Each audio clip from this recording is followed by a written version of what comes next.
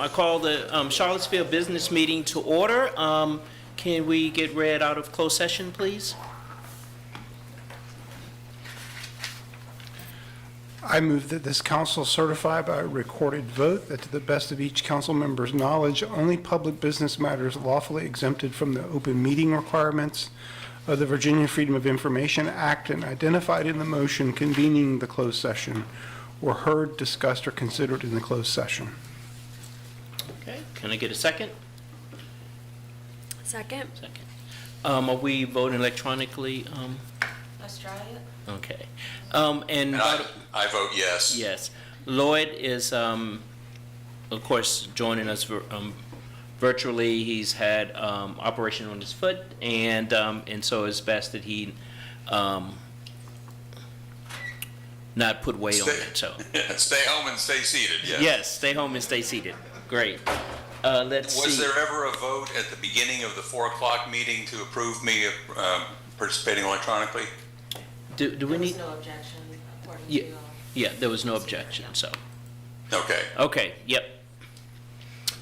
So we will begin the meeting with a moment of silence.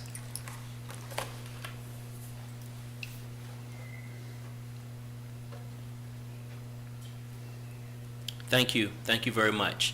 Are there any announcements? Yes, I have this announcement.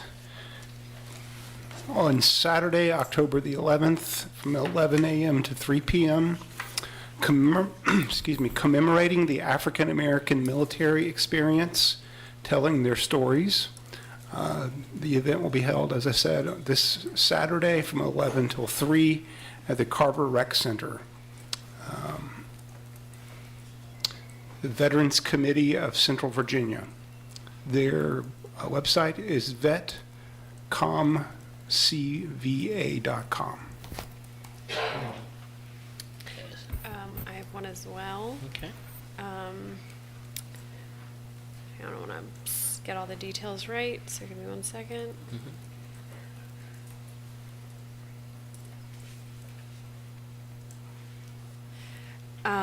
This Sunday, October 12th, is the next edition of the Neighborhood Walks presented by the Bike and Pedestrian Advisory Committee and Ragged Mountain Running Shop.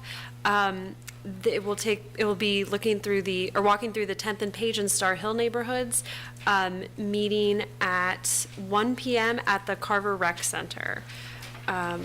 So hopefully everybody can join. They're a lot of fun. It's nice to not only get out and explore a neighborhood maybe you're not as familiar with, or maybe you're already super familiar with it and want to share it with your neighbors from across town, but also it's just nice to see things at a slower pedestrian pace, and get a chance to talk to people. So again, that is this Sunday at 1 o'clock, meeting at Carver Rec to check out 10th and Page and Star Hill neighborhoods. Thank you. And just say that this week is National Fire Prevention Week, and there's going to be a presentation tomorrow at City Space from 2:30 to 3:30, just to give some ideas on things you can do. There will be some pizza available, and just some reminders that they give is like, for one thing to prevent fire is to use the right charge safely, like don't put it on pillows and beds, store batteries properly, watch for warning signs, for charging, and dispose of batteries safely. It's a lot of different things that can be, done to prevent fires, but they were focusing on charging because a lot of us have different charging things. So anyway, there's a presentation tomorrow by the Charlottesville Fire Department to give some other in-depth ideas. So any other announcements? We are now have some recognitions and proclamations. Natalie? Yeah, certainly, I'll go. Alzheimer's Awareness Month 2025. Whereas Alzheimer's disease is a progressive degenerative brain disease tragically robbing individuals of their memories, and whereas in Virginia over 165,000 people have Alzheimer's or related dementia, and in the United States there are more than 7 million people living with Alzheimer's disease, and whereas nearly 2/3 of those with Alzheimer's disease are women, and Alzheimer's is the 6th leading cause of death in the United States, killing more than breast cancer and prostate cancer combined.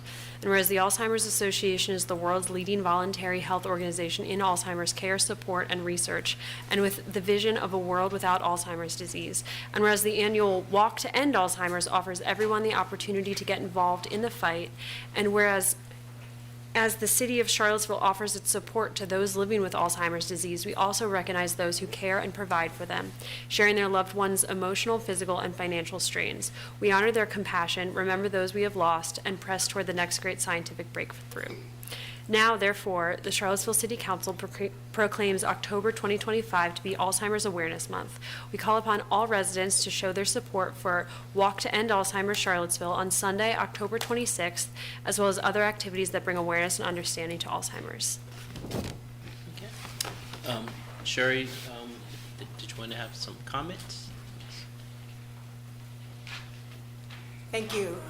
Mayor Wade, members of council, thank you so much. I'm Sherry Owen. I'm the Development Director for the Central and Western Virginia chapter of the Alzheimer's Association. As she read, our Walk to End Alzheimer's, our largest event, there's 7 million Americans living with Alzheimer's currently, and there are 11 million people that are unpaid caregivers right now.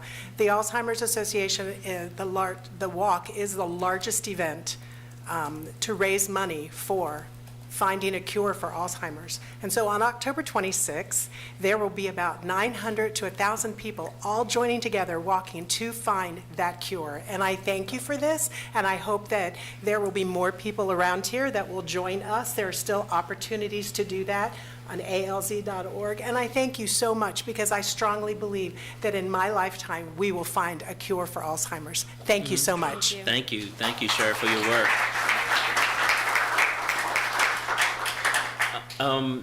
It's my pleasure now to read a proclamation for the Chamber of Commerce Day, where Charlottesville Regional Chamber of Commerce was founded in 1913 and has for more than a century served as a vital institution in strengthening the fabric of our local economy. And whereas the Chamber is composed of more than 600 members representing enterprises in the city of Charlottesville and Albemarle County, Augusta, Fluvanna, Greene, Nelson, Orange, as well as localities across the Commonwealth of Virginia. And whereas the Chamber serves as a convener, catalyst, and champion for the business community, fostering collaboration and innovation to support both and establish enterprises and emerging entrepreneurs. And whereas the Chamber provides a forum for businesses to connect, share resources, and advocate for policies that promote economic development and community well-being. And whereas the Chamber leadership is exemplified by Andrea Copeland, President and Chief Executive Officer, who in 2025 was honored with the Virginia Businesswomen Leadership Award in recognition for her leadership and excellence, civic engagement, and leadership in breaking barriers, particularly as the first Black president and CEO in the Charlottesville 112-year history.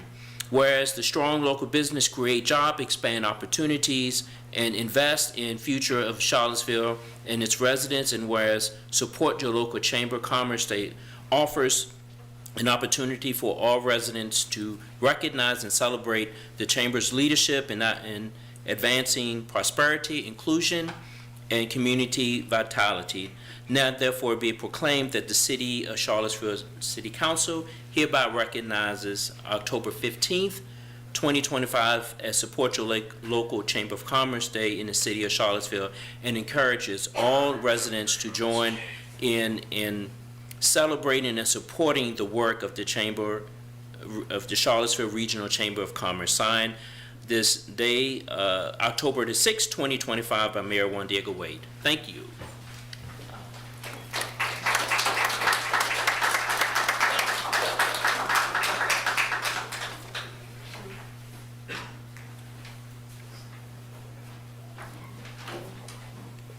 just quickly say thank you very much to the city council, Mayor Wade, you said it great. And on behalf of Andrea Copeland, who is our new president and CEO, I'm Jonathan Chasen, I'm the chairman of the board, and we just thank you guys for this proclamation. Please support your chamber and support local business. Thank you. So we're now at the opportunity for Community Matters. We have 8 pre-registered speakers, and then we have 8 slots for additional speakers. You have up to 3 minutes, and I will now open the floor to the pre-registered speakers. The first one is former Mayor Walker.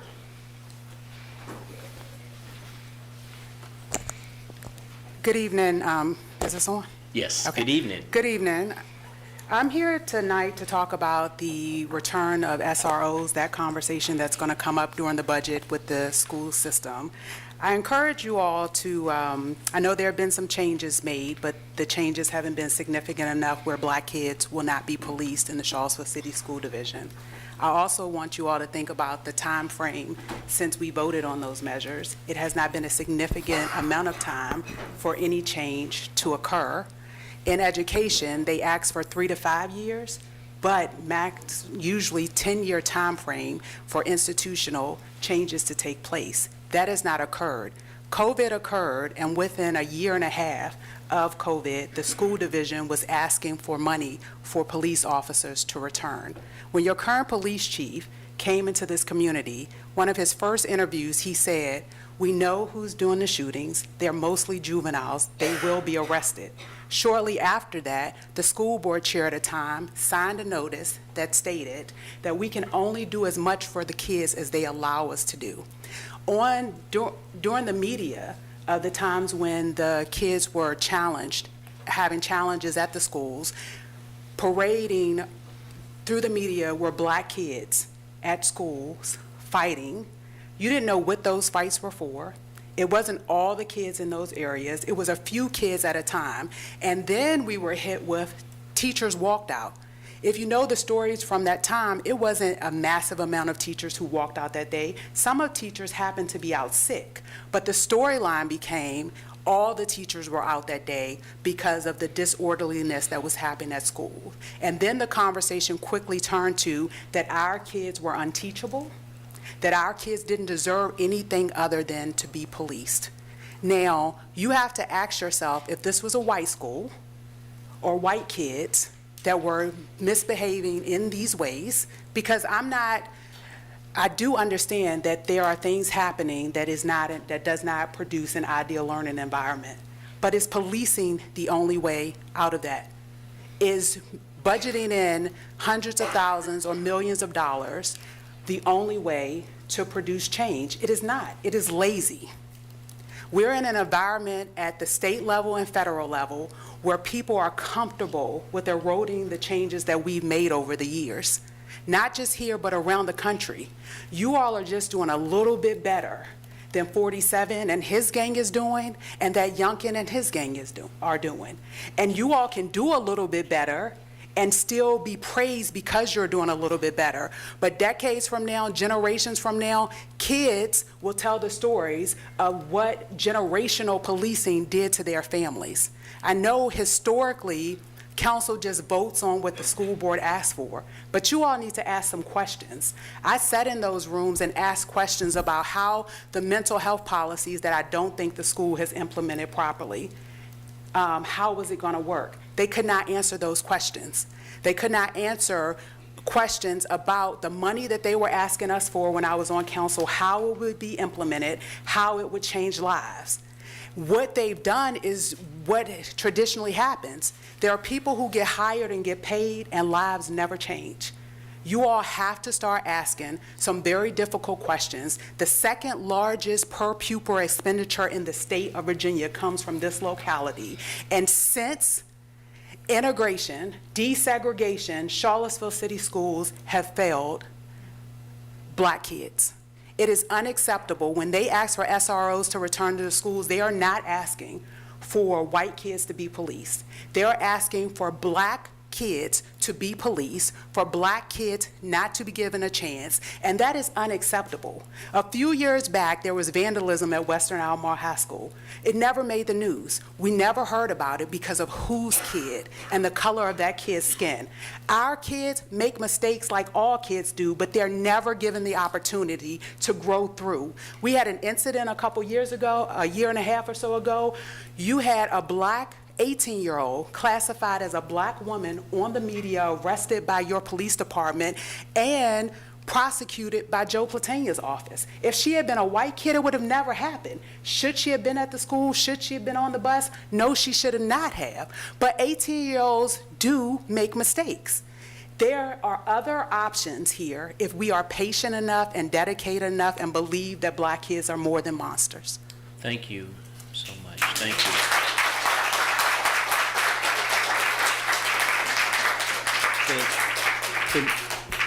The next speaker is Anna Towns.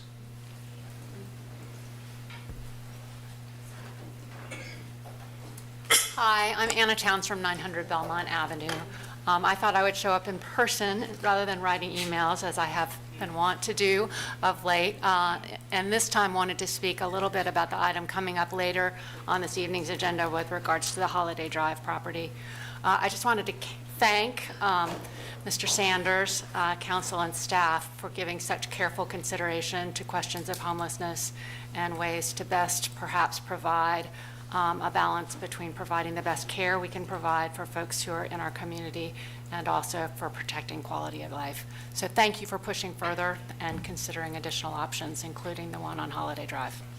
Thank you. The next speaker is Troy Robinson. And I think he has some guests.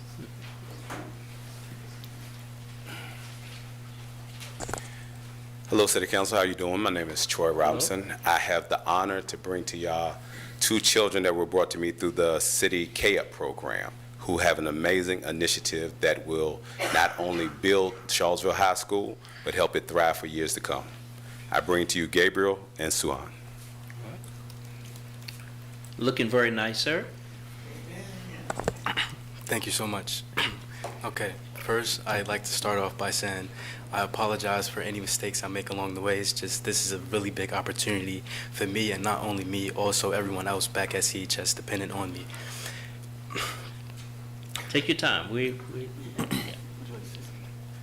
Okay.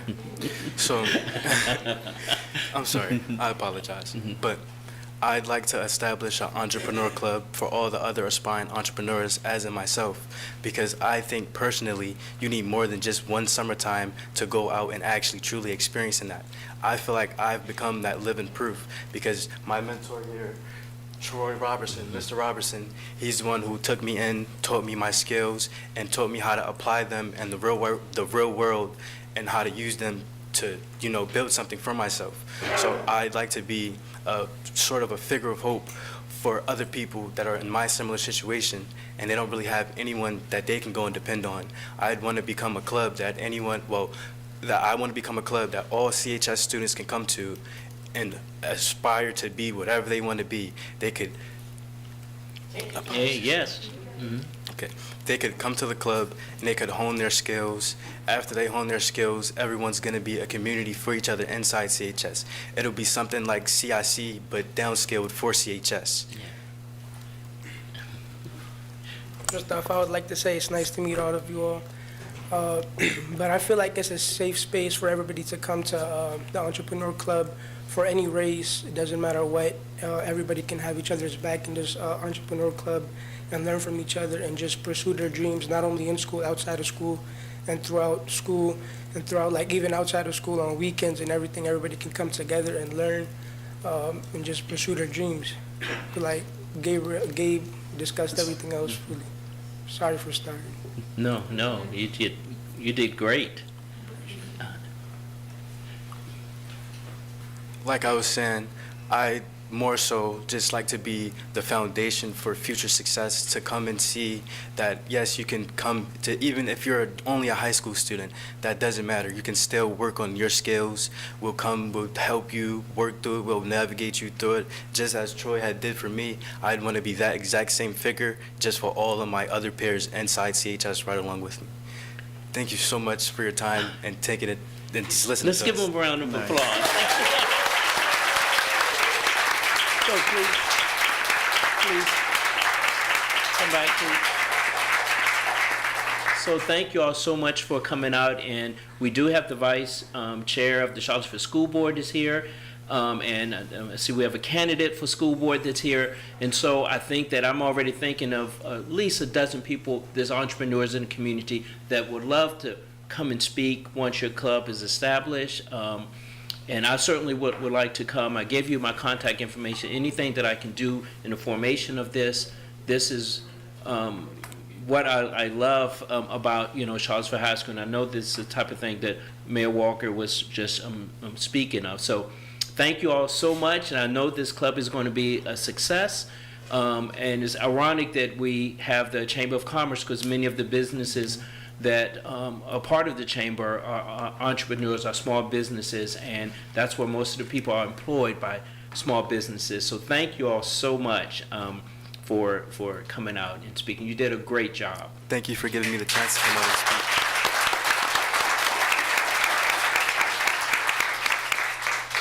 speak. All right. The next speaker is Rachel Mulvaney. Get that correct.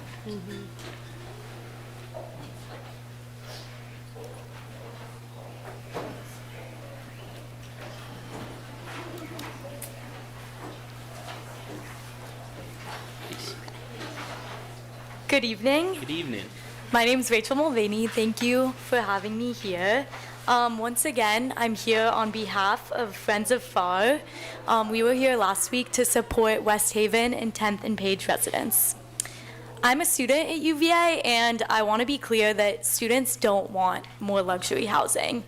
Luxury complexes like the Standard and the Flats are already out of reach for most students.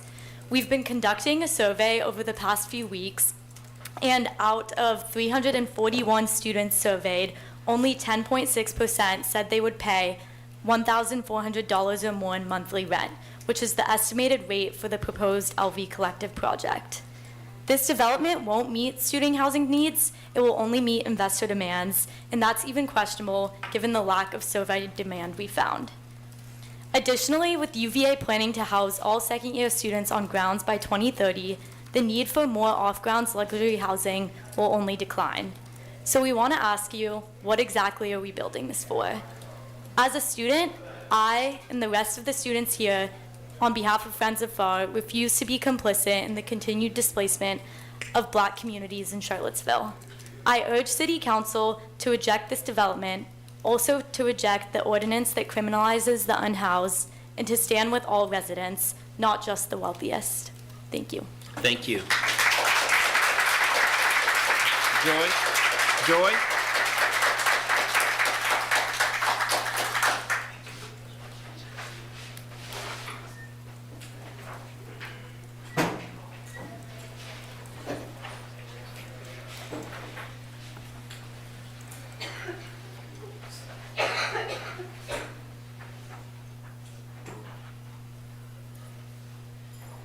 One minute, let me find what I need to read. Okay. Good evening, everyone. My name is Joy Johnson, and get out of my way. Okay, hold on a minute. My name is Joy Johnson, and I'm the FAR Board Chair.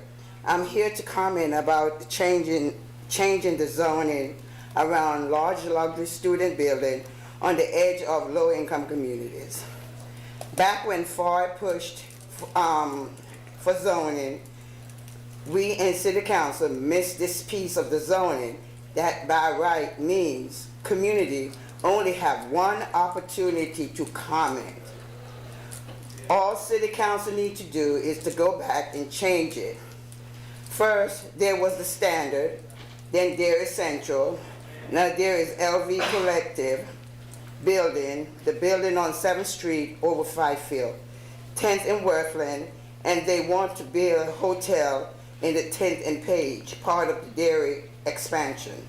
This is a pattern that is also closing low-income communities.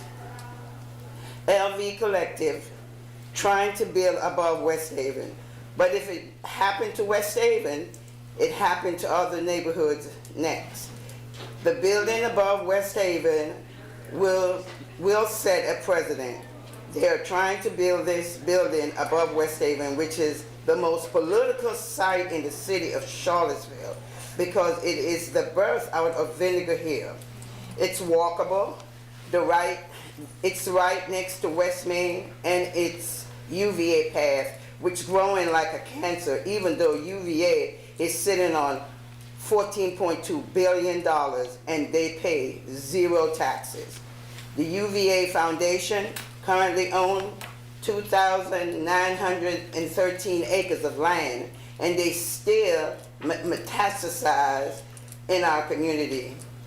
Lots of poor folks live in West Haven and work at the UVA, but how will people walk to work, catch the bus, if they can't get to West Main? This building is about pushing people out of the city and turning Charlottesville into an ACC town. Soon, no one else is going to live here who was born here. But even the students are saying they can't even afford to live in these luxury student apartments. Look at these students who are here tonight to oppose more luxury apartments. This city has to prioritize people over money. This isn't just about West Haven and 10th and Page. It's about Fifield, Roseate, Candlewood, anywhere there are pockets of low-income communities. This building above West Haven is going to affect the whole city, and the city council must change the zoning to give communities more than one opportunity to comment on these large buildings near a low-income community. Thank you. Thank you, Joy.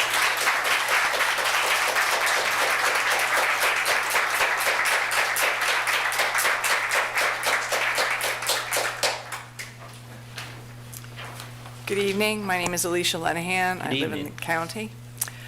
In the months that ICE presence and actions in our community have been raised at these meetings, you have been presented with facts, compelling arguments made by preachers, teachers, and judges. You have heard from the Latinx community, and you know that over 1,500 community members support the anti-ICE resolution. You've received messages from constituents pointing out that unmasking and identifying federal agents is not radical and will, in fact, make us all safer. In a decision handed down last Tuesday, Senior Judge William G. Young wrote that, quote, masks are associated with cowardly desperados and the despised Ku Klux Klan. In all our history, we have never tolerated an armed, masked secret police. Carrying on in this fashion, ICE brings indelible disgrace to this administration and everyone who works in it. He went on to reject so-called legitimate reasons for masking as disingenuous, squalid, and dishonorable, writing that ICE goes masked for a single reason: to terrorize Americans into quiescence. It's all about intimidation and control. There is an expectation that we will obey the administration and do so voluntarily. Institutions and individuals must push back every time they have an opportunity. There are countless judges and prosecutors who still manage their dockets without fear or favor. There are state, county, and city leaders who have refused to bend a knee to this administration, all honoring their respective oaths to preserve, protect, and defend the Constitution of the United States, even in the face of threats, personal, professional, and levied against entire communities. I'll borrow from a letter from a Birmingham jail written by Dr. King in 1963. He asked whether the greatest stumbling block in the civil rights movement was the moderate, who's more devoted to order than to justice, who prefers a negative peace, which is the absence of tension, to a positive peace, which is the presence of justice. Shallow understanding from people of goodwill is more frustrating than absolute misunderstanding from people of ill will. Lukewarm acceptance is much more dangerous than outright rejection. Which brings us here. When something bad happens, will you cling to caution, comfort, and convenience, knowing that all our rights hang in the balance? Will you continue to sit here in silence? Thank you. Dr. Doyle? Marianne?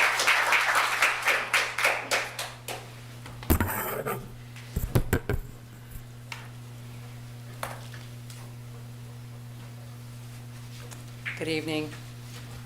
Good evening. My name is Dr. Marianne Doyle. I am the Executive Director, CEO of the Center for Nonprofit Excellence here in Charlottesville. I am here to both welcome you and to share a little bit about the Center for Nonprofit Excellence. We are a champion, learning partner and advisor for Virginia's nonprofits.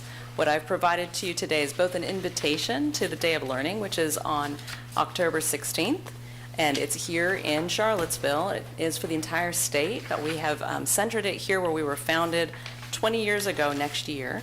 We're really excited to share that background and heritage with the entire state of Virginia as we invite them both to learn with us as well as to partake on the downtown mall in some lunch and patronize our businesses there. In addition to that, we are also, providing you with the Impact Report, which shares some stories, a little bit about CNE, that the mission is what it is. But the best way to really capture it for you is to ask you to think about the nonprofit that means the most to you. You've heard some wonderful causes in this room, and certainly there are nonprofits in our community, in our county, in our city that support those causes. And think if they are resourced effectively. Do you think that they have what they need in order to be sustainable, in order to actually be able to thrive? They come to CNE every single day for that support, whether it's one-on-one advising, whether it's learning programs, or whether it's for us to champion on their behalf in a variety of different ways, and certainly meeting with each of you is one of them. And so one of the things that I would encourage is as you look through the Impact Report, you'll see some great data, including a wonderful story and a testimonial from Creciendo Juntos, which of course is a local nonprofit here, and would love for you to engage with them and so many others. You can also join us by following us on our social media. LinkedIn is where I tend to be. I don't really spend a lot of time on the other ones, but you're always welcome to follow me and read some of the stories there. But what's important is we are also engaging in a national media campaign called Nonprofits Get It Done. There's so much rhetoric against nonprofits happening right now, and I'm sure you're quite aware of all of that negativity. And at the end of the day, when there's a disaster, who do you call? At the end of the day, when you need housing, when you need any type of support, you need food, you need anything that allows you to be sustainable, education, who do you call? It's generally a nonprofit. Obviously, government does what they can, but we definitely fill in those gaps. Yep. And so we hope that you'll always reach out to us to ask questions and also be able to follow us on the Nonprofits Get It Done campaign on our social media. Thank you. Thank you so much, Marianne. Thank you. Kevin? Kevin?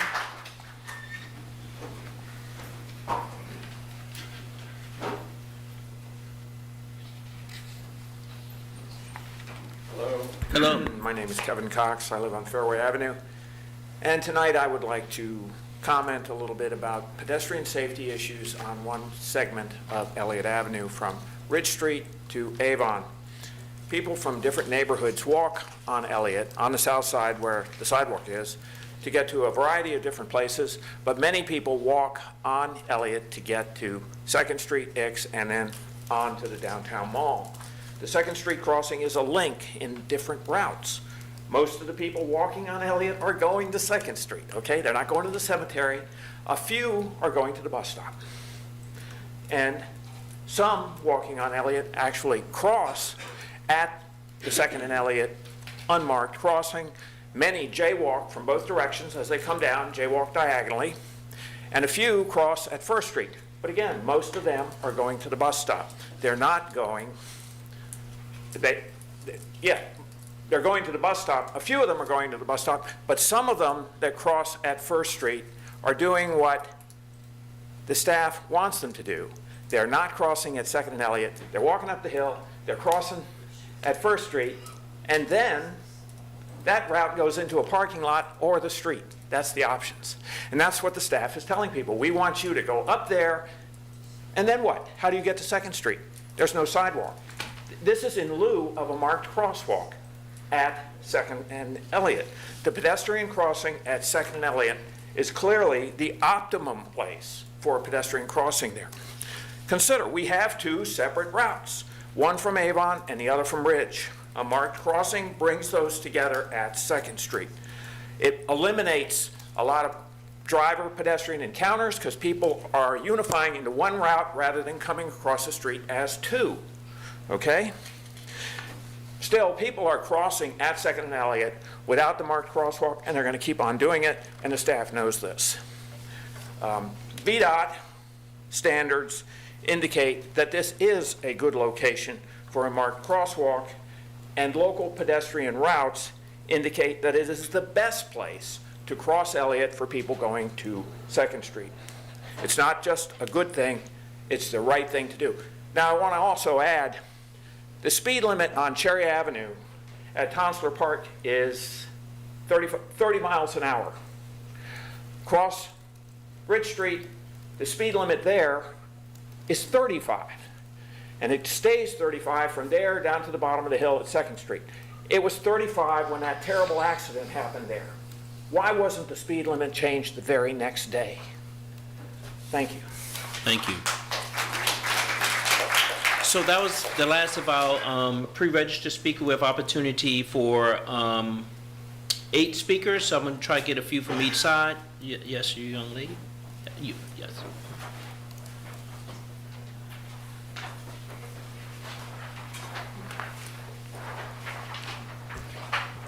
Hi, everyone. I'm Molly Knipe, a student at the University of Virginia studying global development.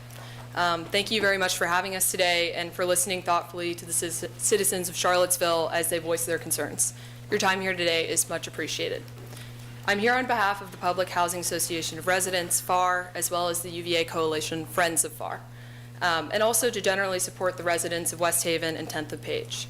I'm echoing the concerns of others regarding the luxury student housing set to be constructed on West Main, which you have all heard much about tonight and in previous nights. You've heard a little bit about the specifics of why this is a bad idea, coming from Rachel, one of our friends, as well as Joy. But I want to talk a little bit about the bigger picture, about what this luxury student housing complex communicates to the broader community and to the future residents. Throughout my courses at the university, as well as my time spent as a tour guide for UVA, I have learned that the physical space we inhabit, the one that we have constructed on top of sacred land, is deeply reflective of our values. I spent my time studying the way Charlottesville and other communities have exploited marginalized communities in search of commodifying physical space, and the way that they have sought to repent for these actions as well as memorialize them. As we stand on the precipice of one of these decisions today, I ask that we don't have to do those things, that we make the right decision the first time. Where we choose to place things, which stakeholders we value, and who we choose to sacrifice in that process sends a message about what we care about. In an ideal world, we would build and demolish and rebuild in accordance with our vision of the world as it should be, not as it is. I can say confidently that a luxury student housing unit, one that will cast a shadow literally and metaphorically on West Haven and 10th and Page, does not reflect the world as it should be. It communicates to university citizens, to Charlottesville residents, to the next generations of Charlottesvillians who are watching us and our decisions closely, that this city will prioritize the wants of the student population over the longtime residents who uphold the community, economy, and future of Charlottesville. I am not a longtime resident of Charlottesville and exist here as a part of the demographic for which these units are being built. I am simply asking that you consider what this development says about this city, what values it communicates to its children, and what future it represents for West Haven and 10th and Page. Thank you very much for your time. Thank you. Wendy?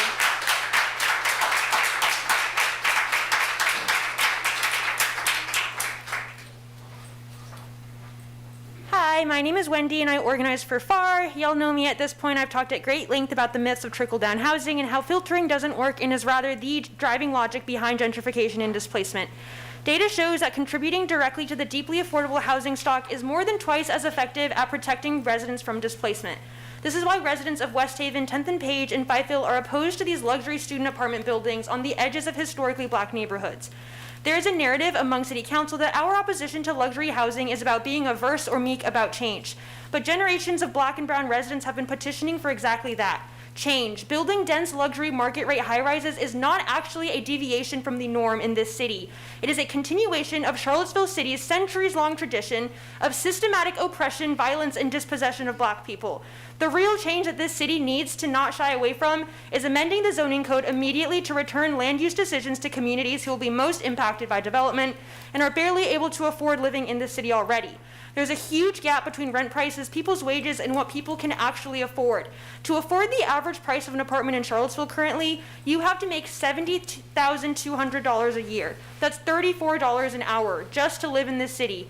City Council cannot keep building luxury housing for UVA students over longtime generational residents. Not only does UVA not pay taxes, they get steady inflation-adjusted returns on their $14.2 billion endowment.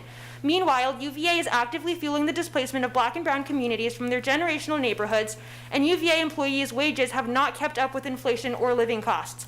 $15 an hour is simply not livable in the city, and FAR stands in solidarity with the UVA union's renewed fight for a living wage. It is deeply telling that the city says they can't unilaterally build enough deeply affordable housing to meet the city's needs without private development of luxury market rate housing, and yet we are somehow spending $1 million on downtown mall cleanup crews who will just harass our street-based neighbors, and we are spending $49 million on renovating a jail to incarcerate unhoused people who are sleeping outside because they cannot afford astronomical rent. $49 million could have been invested in infrastructure that would actually keep people housed off the street and out of jail. I also want to make a last preemptive comment about the proposed low-barrier shelter.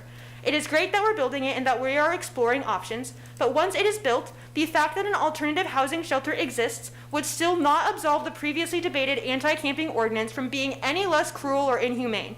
The mere existing of housing options doesn't mean that people who do not choose those options should face possible criminal charges or contact with the police that may result in jail time or exorbitant fines. People need to be met where they are and supported wherever they are, whether in supportive housing, in a tent, or otherwise on the street, without the threat of state violence hanging over them. We need to change the City Council zoning code while also permanently tabling the anti-camping ordinance that was previously debated. Thank you.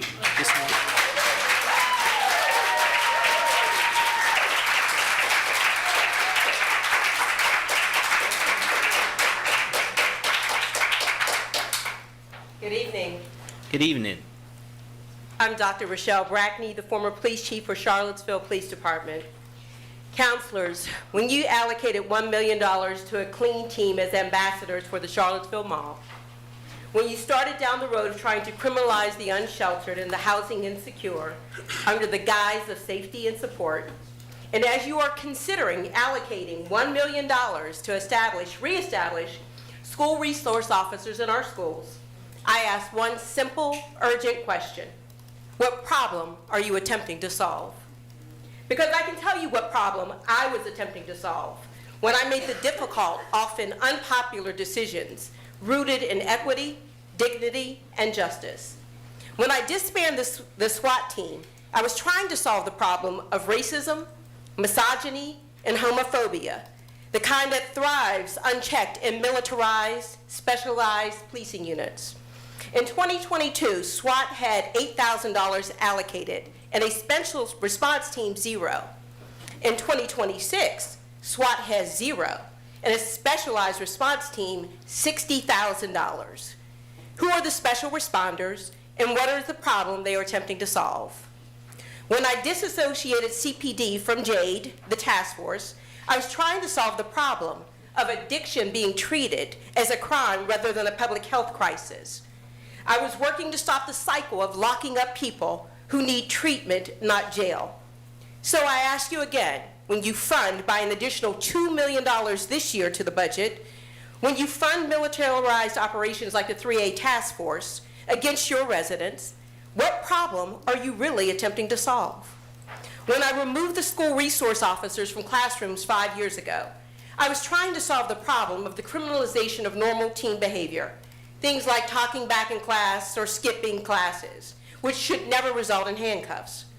I was solving the problem of school resource officers being used to enforce administrative rules, not protect our students. I wanted to decouple law enforcement from the classroom, the cafeteria, and the in-school suspensions, and to return education to educators, to care to those who are most in need. Those actions were not about being soft. They were about being smart. They were not anti-safety. They were pro-humanity. So I ask you again, what problem are you attempting to solve when you propose millions in punitive programs in the name of safety? Is a $1 million clean team about cleanliness or about sanitizing public space who may make us uncomfortable? Is recriminalizing homelessness really about support or about control? Are SROs about keeping students safe or putting police back in a system that disproportionately disciplines Black and brown youth? You say these measures are about help, about order, about community care, but the path you are taking looks a lot like the old system of punishment, policing, and exclusion, just with a softer name. Thank you. So as you continue down this road of criminalization under the guise of support, I leave you with this. What problem are you really trying to solve, and who will be hurt if you get it wrong? Thank you. Felicia?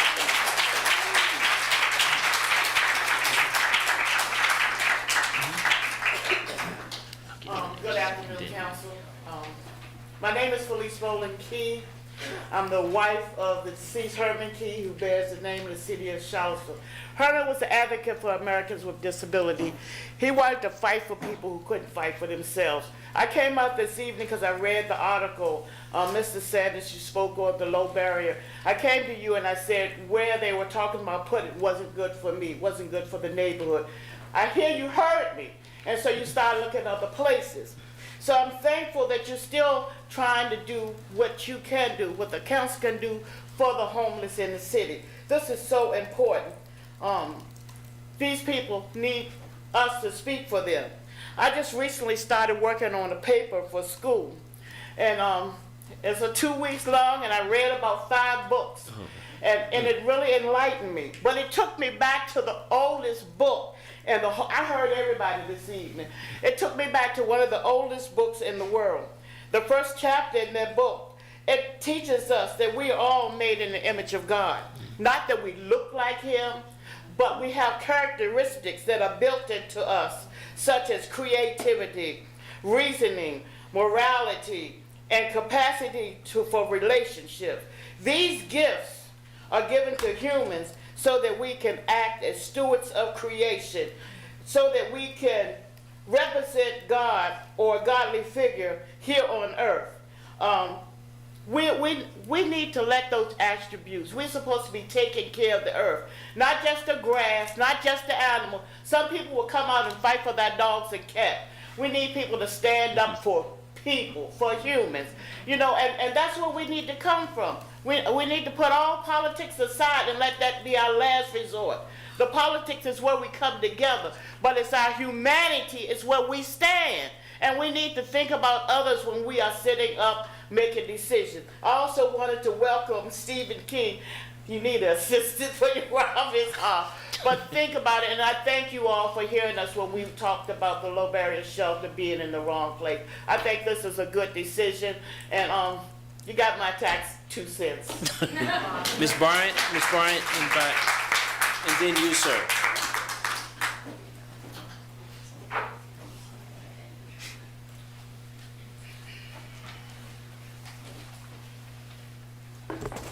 Good evening. Good evening. My name is Ziana Bryant, Charlottesville resident. So I just want to start by saying that public education is a community asset that deserves our full attention and care. Our students deserve our full commitment and investment into their educational experiences with the goal that they will be able to live up to their fullest potential. By a show of hands, how many of you believe that education is a community asset?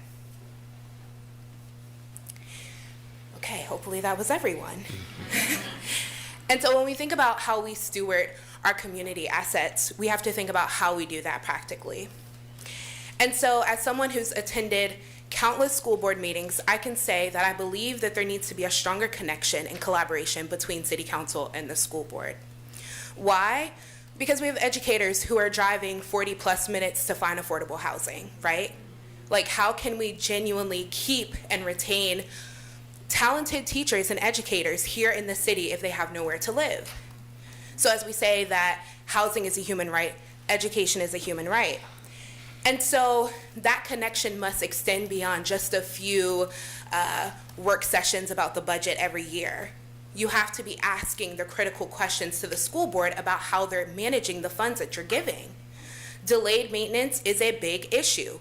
School buildings are literally crumbling from the inside, right? Like, we have school classrooms that are extremely outdated, and we are not giving our students the best possible educational experiences because it starts in that classroom. But even before they get to the classroom, it starts at home. And so I'm often troubled by a lot of the discourse about young Black teens in our community. And we act as if they have an abundance of places to go after school. They don't. I was recently talking with some parents about how I credit so much of my academic success to being a public school student, right? I went through Trailblazer, Walker, Beaufort, now Charlottesville Middle School, and Charlottesville High School. And I was able to take advantage of so many educational opportunities. But let's be clear, it's a different era. I went to places like Crow Rec after school when I attended Walker to hang out with Miss Tabitha. And Parks and Rec was investing in those programs. We had Friday Night Lives. We had so many different opportunities for students to have safe places to go after school, to have social environments, to have fun, to have educational experiences that enhance what they were getting in the classroom. You do not address these issues by bringing SROs back into the hallways. I want to be clear about that. That does not solve the issue, as Dr. Brackney already raised. That does not solve the issue of more things that students need to be able to do, having more resources for parents, for families. I'm almost done, I promise. So let me just finish by saying that you do not fix these issues by bringing SROs back into schools. You need to ask the school board how they are managing their funds, why they're not taking care of their buildings, why they're not upskilling and giving more professional development opportunities to the CSAs who were brought in as a replacement for SROs. So thank you. I'm not going to take any more time. Thank you for listening, but please ask these questions. Thank you, Ms. Bryant.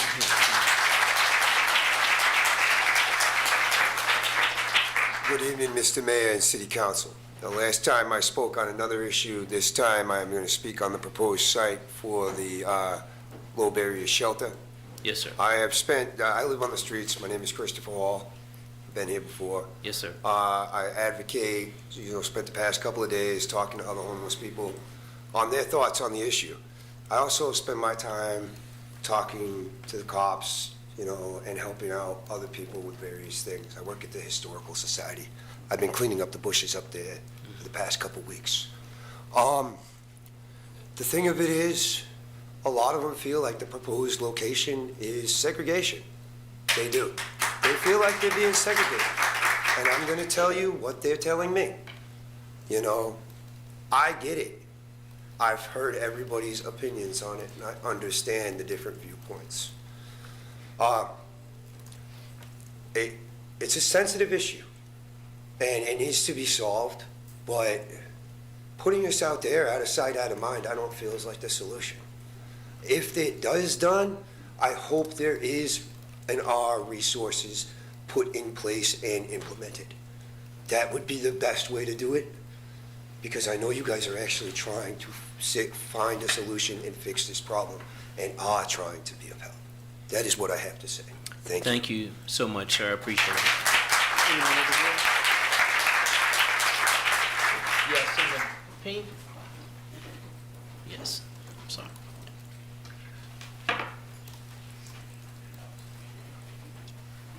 Hi, my name is Sophia, and I'm a community organizer at the Public Housing Association of Residents.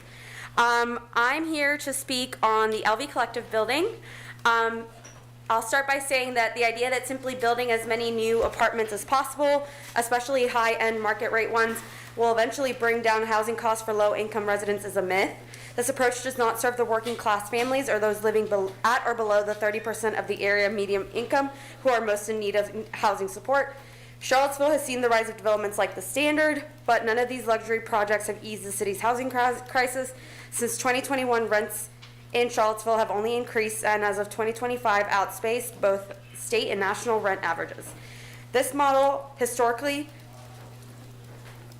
Black and working class neighborhoods, accelerates gentrification and displacement. These projects often attract wealthier, often white residents, pushing out Black and brown families who have been in these communities for generations.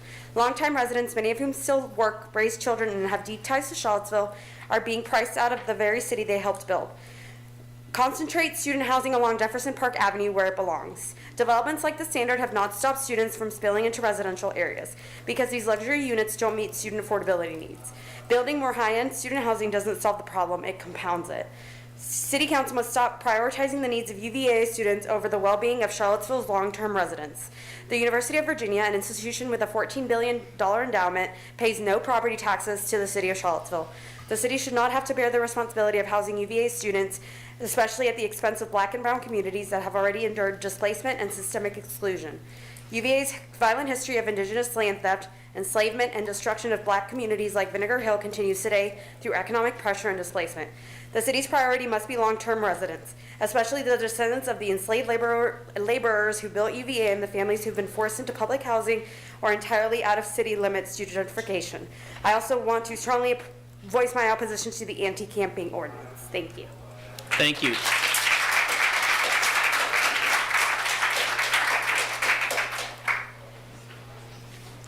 Hello. My Hello. name is Gillette Rosenblatt, and I am a board member on the Charlottesville Redevelopment and Housing Authority Board. I'm also a professor at the University of Virginia. And I want to express my gratitude for the fact that you all and the city of Charlottesville have, in general, been very supportive of public and affordable housing. This, I have to say, is largely because of the impressive advocacy and organizing of public and low-income housing residents. However, while other cities have abandoned public housing, Charlottesville has not. We should also be proud of resident-led redevelopment and our residents' first priority of the CRHA. But all of the support means nothing if we don't fix the zoning to ensure that low-income communities are not displaced by luxury housing that's only for the wealthy. The LV Collective and much of the proposed new buildings, as you've heard, serves neither longtime residents nor most UVA students. While you all have helped move the needle forward to serve our public and affordable housing residents, continuing to do so requires amending land use restrictions, fixing the zoning, and preventing the further gentrification of Charlottesville. The history of race and place in Charlottesville is one of my areas of expertise, and I am guessing that you all have some awareness about this history as well. We need to honor this harmful history by standing with those who have been exploited and marginalized in our past and continue to be so today. We can do this. Right now, Charlottesville is a national example of what we can do right in public housing.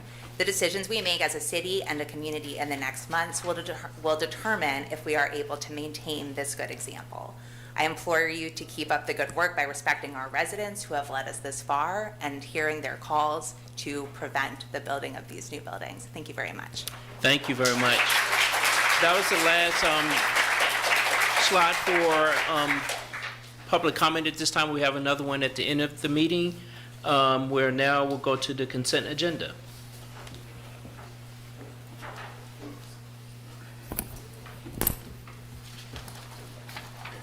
It's a long one, so bear with me. Okay. Consent agenda. Let's see. Number 4, minutes, August 18th, regular meeting, September 2nd, regular meeting, September 11th, special meeting. Number 5, a resolution appropriating Charlottesville-Albemarle Adult Recovery Court Grant Award in the amount of $240,000, second reading. 6, a resolution to appropriate the Victim Witness Grant, $299,672, second reading. 7, a resolution to appropriate funding from the Virginia Department of Housing and Community Development, Housing Opportunities for Persons with AIDS, HIV grant in the amount of $392,582, second reading. 8, a resolution appropriating Community Flood Preparedness Fund Grant Award in the amount of $400,000, second reading. 9, resolution for a special exception build to requirement at 1107 Myrtle Street. 10, resolution to appropriate funding from the Virginia Department of Housing and Community Development FY 2026 COC capacity building funds, $25,000, one of 2 readings. 11, resolution authorizing the Charlottesville Fire Department to donate self-contained breathing apparatus equipment to K-Tech for its fire training program. Number 12, resolution to appropriate Albemarle County's Human Services Fund for Community Attention Youth Internship Program, or KYIP, $60,000, one of 2 readings. 13, resolution to appropriate funds from the Virginia Risk Sharing Association, $18,238.84, one of 2 readings. 14, resolution authorizing payment to Kokosing Construction Company, Inc. for bridge repair contract claim, one of 2 readings. Thank you. Can I get a I move for adoption of the consent agenda. Second. second? Okay, can we vote, please? Okay. Yes. Okay. No, yes, and I'm initiating the vote. Okay. Okay, so thank you all so much for that. We're now at the city manager's report. So that passed 5-0. Yep. 5C, yes, I'm sorry, yes. All right, good evening, council, members of the public. First up is a presentation from our social services team. It's the annual report of the Social Services Advisory Board.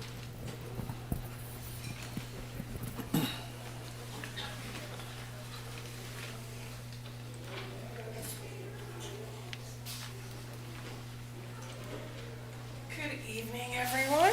Good evening. I'm Sherry Stewart, and I appreciate the opportunity to give a report for the Department of Social Services Advisory Board as the chair. But before I do that, I would like to express my deep gratitude to Brian Pinkston. He's been an amazing part of our advisory board for the last several years. He has offered wise words, friendship, support, great ideas, and he's just been a wonderful person to work with, and I'm very sad to see him go.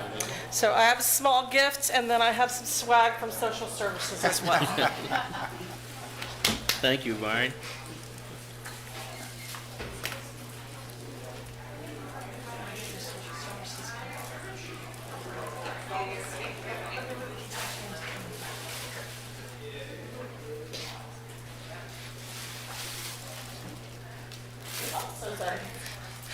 I'm going to try to recruit him when he's a civilian.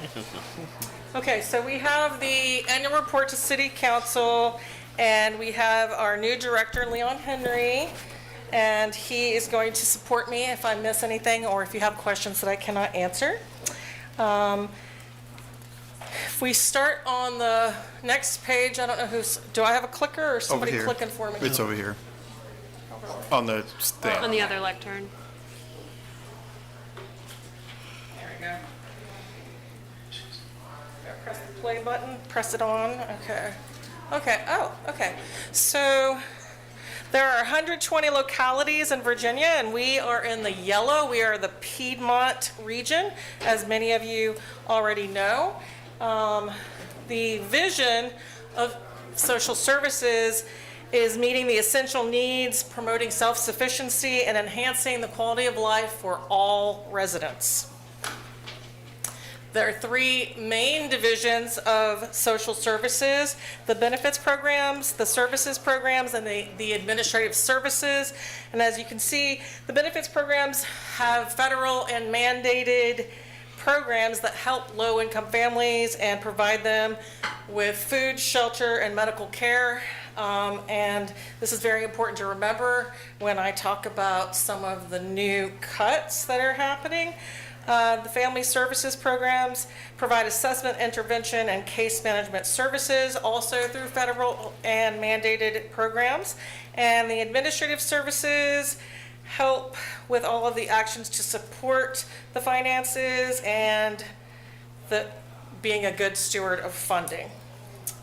The next page will show us the budget, and if you look at the top, that shows the amount in US dollars for Medicaid, and FAMUS is the highest, and then if you look at the state and federal funding, that's $128,495,585, and then the total expenditures are $134. So the state shares funding with the federal government, but unfortunately the federal government is changing the amount that they're going to be giving the state, so that's going to affect the budget for our local social services and everywhere around the country. So the SNAP program has some changes that are coming up that are very important for our community. One of the most important ones is that they are now going to be requiring all able-bodied adults that are able to work, including homeless or unhoused folks, to work in order to get these benefits. And they used to be responsible for funding 75%, and the states did 25%, and now it's going 50-50. So that's a $90 million shift in cost for Virginia. They're also implementing community engagement, like volunteering or taking classes as a requirement as well. We have the second cohort of the Kin First program. There's a push to increase the numbers for that, but the Charlottesville City Department of Social Services is doing an amazing job, and Mr. Henry walked into some really nice shoes and is doing a wonderful job as well. The state of Virginia is at 22%, but Charlottesville is at 55% for kinship placements. That means when we have foster care placements, they're trying to keep people within their families, and the goal is always to get them back to their families. Let's see. Another issue that's coming up for social services is with the vendors, the folks who participate in the care for children. So therapy agents, agencies, and counselors, all of the things that social services might pay for. The vendor, there was a transition to a different financial system, so that's a challenging transition for them, and it's making everything take a lot longer. They are implementing a new technology system in the lobby of DSS, so they're going to capture data better. That's going to increase security in their office, and they're trying to be more efficient about knowing who's coming in and what they're there for. The Family Services Division, so this is also very important to note for the city of Charlottesville. The foster care caseloads have increased by 50% over the last year. And of course, this is a result of a lot of other things that are happening in our community. We currently have 108 children in foster care, and then the APS, Adult Protective Services, reports of neglect or abuse have increased by 4.80%. So these numbers are going to continue to increase with all of the funding cuts that are happening, and if folks are not getting the resources that they need. The last section, and I already mentioned that to you, was the shift in administrative funding. They're also asking social workers to spend more time doing the intakes. They're going to have to be done more than once per year, which is going to take a lot longer for the folks who work in social services. So all of the processes are becoming more difficult. They have to do, the redetermination policy is now every 6 months, and everything's being monitored. There's a mandated work requirement of 80 hours per month, which would be working half-time. And so the Social Services Department in Charlottesville, it has a need for increased staffing to be able to manage those workloads and hopefully prevent burnout and continue to foster team engagement. And then looking ahead, we want to continue adapting to policy changes and needs of the community. we would like to focus on the outcomes and delivery and stay committed to transparency and innovation. The Charlottesville Department of Social Services Advisory Board welcomes new members. We often have a vacancy, and we need thoughtful people who are able to come meet once a month between the hours of 12 and 1:30. I believe it's the, is it the first Monday or the, wait a second. I get confused because I do another commission. It's the first Monday of every month, except for when we change that. So if anybody's interested in learning more about what our community social services program does, how they help folks, and we also share information as a board that we know about different things and ask questions to try to advocate for the folks that we work with in the community. So, do you have any questions? Lloyd, do you have any questions? Lloyd? Sorry, I was muted. No, I don't have any questions. Thank you. Okay, Michael, do you have any? No questions, but, in the presentation, seeing, the changes to Medicaid and SNAP are just really scary to see, because I know a lot of people are aware of it, but they haven't taken effect yet. Right. And, that's just going to be a wrecking ball to a lot of people losing housing, going into medical bankruptcy, avoiding health care. Just the knock-on effects are going to be enormous. Exactly. It's a very scary time. Natalie, do you have any? I agree. It's, we're trying to mentally brace for this news to come down, and, now we know exactly what the policies are going to be, and just, there's no question that the effects are going to be unfortunate, and it's frustrating that we know that in advance, and there's no need for this type of policy change. So we definitely can appreciate that. It's going to get tough for your office, tough for the people that you're helping, and hope that we can do what we can to fill the gaps, to address the needs, and to, try and minimize, try to minimize the impact, knowing that it's not going to be enough.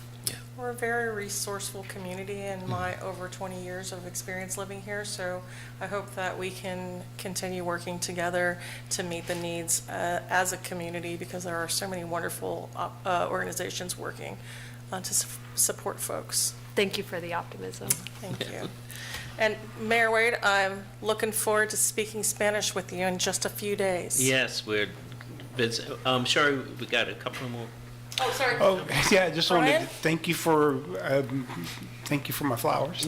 You are And welcome. Thank you for the time I've got to spend working with you and Leon and your staff. And It's been a pleasure for us.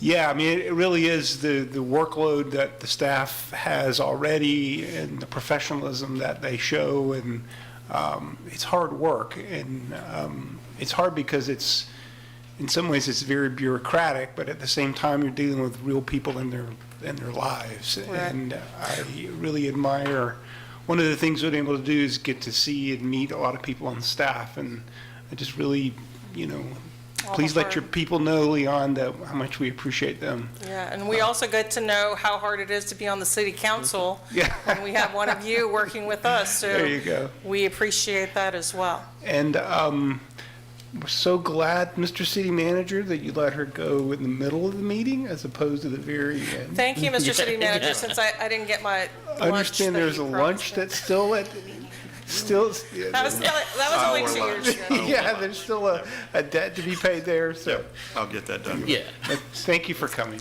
Thank Yeah. you. You can invite me to the city council potluck picnic in the park. We don't do those. If there is one. No, but we'll get that taken care of. All right, take care. Thank So, you. Sherry, a couple of more Oh, yeah. comments. So Sorry. just to, sorry, he keeps getting we have a small delegation of Charlottesville going to Guatemala this week to consider that Huehue Tango for Sister City. Huehuetenango, Guatemala. So it doesn't escape me that have a Spanish name and I can't speak Spanish. I'm gonna stay close to you. So I'm going to be with Kristen, who speaks fluent Spanish and did the Peace Corps there. I was a Peace Corps volunteer as well, but I learned Polish. But So- I'm going without the interpreter, so Yeah. you might want to stick to the other side. So I do have a couple of comments. What do you contribute the high kinship rate with 55%? I mean, that's great. What's think- our secret recipe? Charlottesville, I believe, was a trendsetter with that program, and I believe that the State Department of Social Services, they are following the lead on Charlottesville's projects, because that was something that they came up with, right? I believe. Yeah, correct. There's a Leon.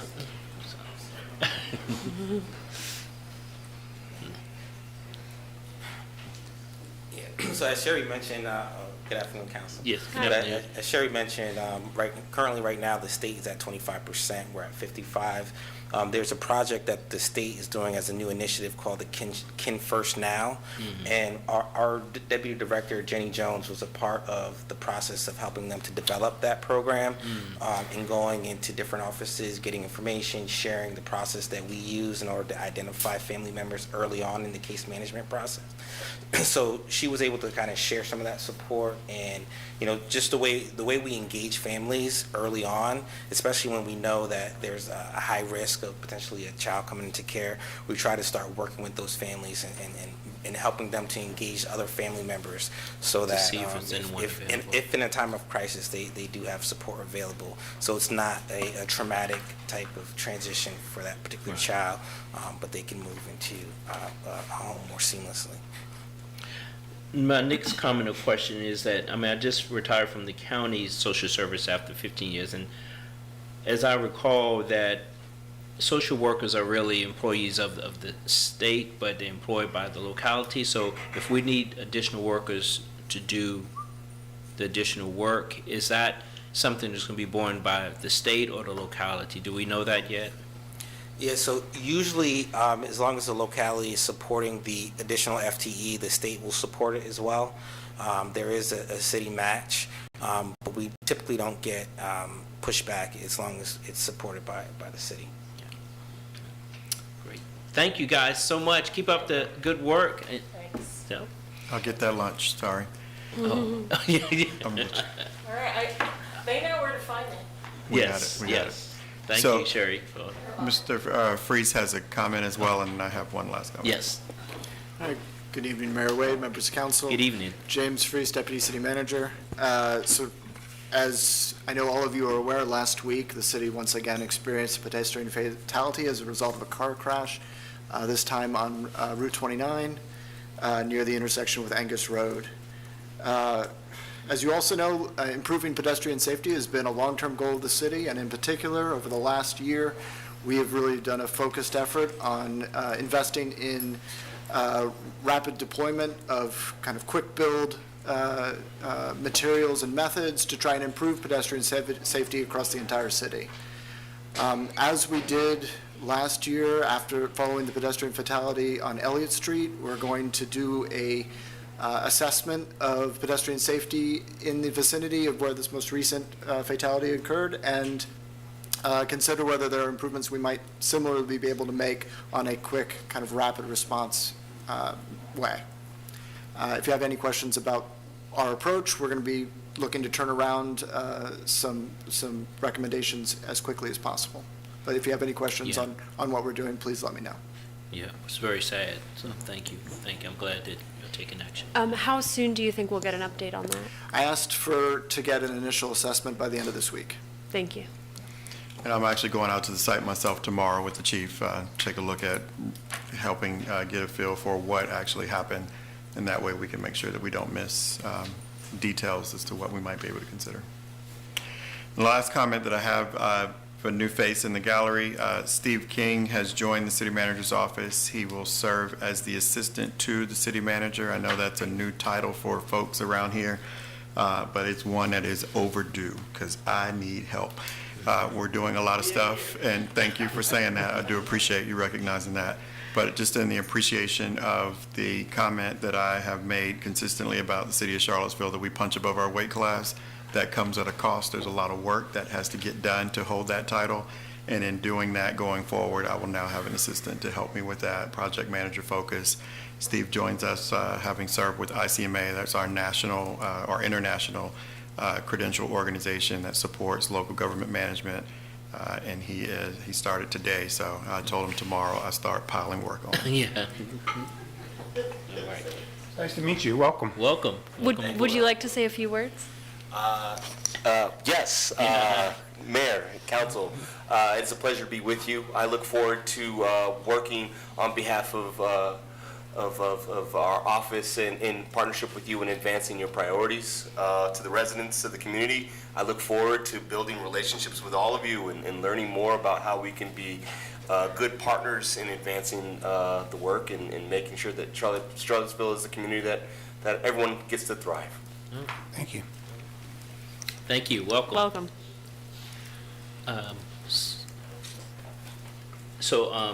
Is that it for the city manager? That's it. Thank you, sir. So now we're here for the action items. The first item is a public hearing resolution approving a lease agreement with Cultivate Charlottesville. And Miss Kelly, hey Brenda. Good evening. Good evening. For the record, I'm Brenda Kelly, and the item in front of you is a request for you to approve a lease agreement with Cultivate Charlottesville. And this is for the vacant lot next to City of Promise, the address being 210 8th Street Northwest. Cultivate Charlottesville has been using this property for many years, and it was time we needed to get a lease agreement in place. This lease is for a term of 1 year with an option for 3 one-year additional terms. And as you see, Ms. Carey is here. If anybody has any questions, we're able to answer that. The rest of the terms are in your package. And this is a one-reading resolution following a public hearing. Thank you. Did you, Aileen, did you want to say? I can just let you all know that Cultivate Charlottesville was approached by City of Promise to steward the land. There's 2 separate plots, as Ms. Kelly was saying, where the City of Promise offices are and the house there, and then also this space has been a garden for many years. And so they approached us and asked if we would steward that space, which we've been doing for many years. And as Ms. Kelly said, as the city is going through and updating agreements, they asked us to sign a lease for this space. The space is used as a place where community members can come by and get the fruits and vegetables that are there at any point in time. They don't have to wait for one of us to be there.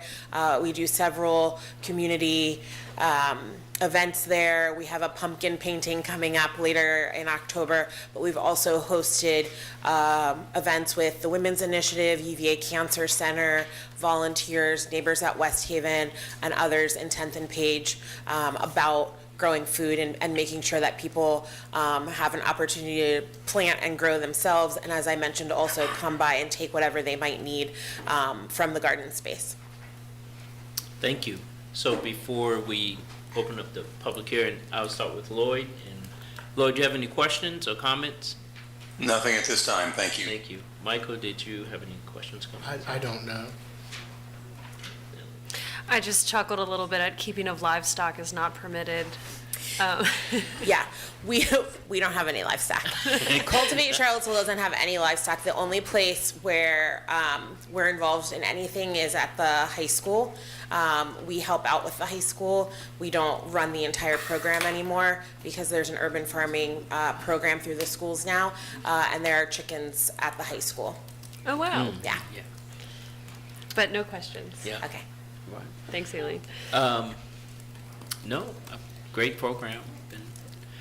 So I will now open up the public hearing. Would anyone like to speak on this matter? Did you want to speak? Okay. You just waving, okay. Okay, seeing no hands, I will close the public hearing. And are there any further comments or questions from council? If not, I'll entertain a motion. I move to adopt the attached resolution approving the attached lease agreement with Cultivate Charlottesville. Second? Second, okay, no further comment. Can we vote? I vote yes. Okay. Vote is initiated. Thank you, Aileen and Thank Brenda. you. Thank you guys so much. Keep up the good work.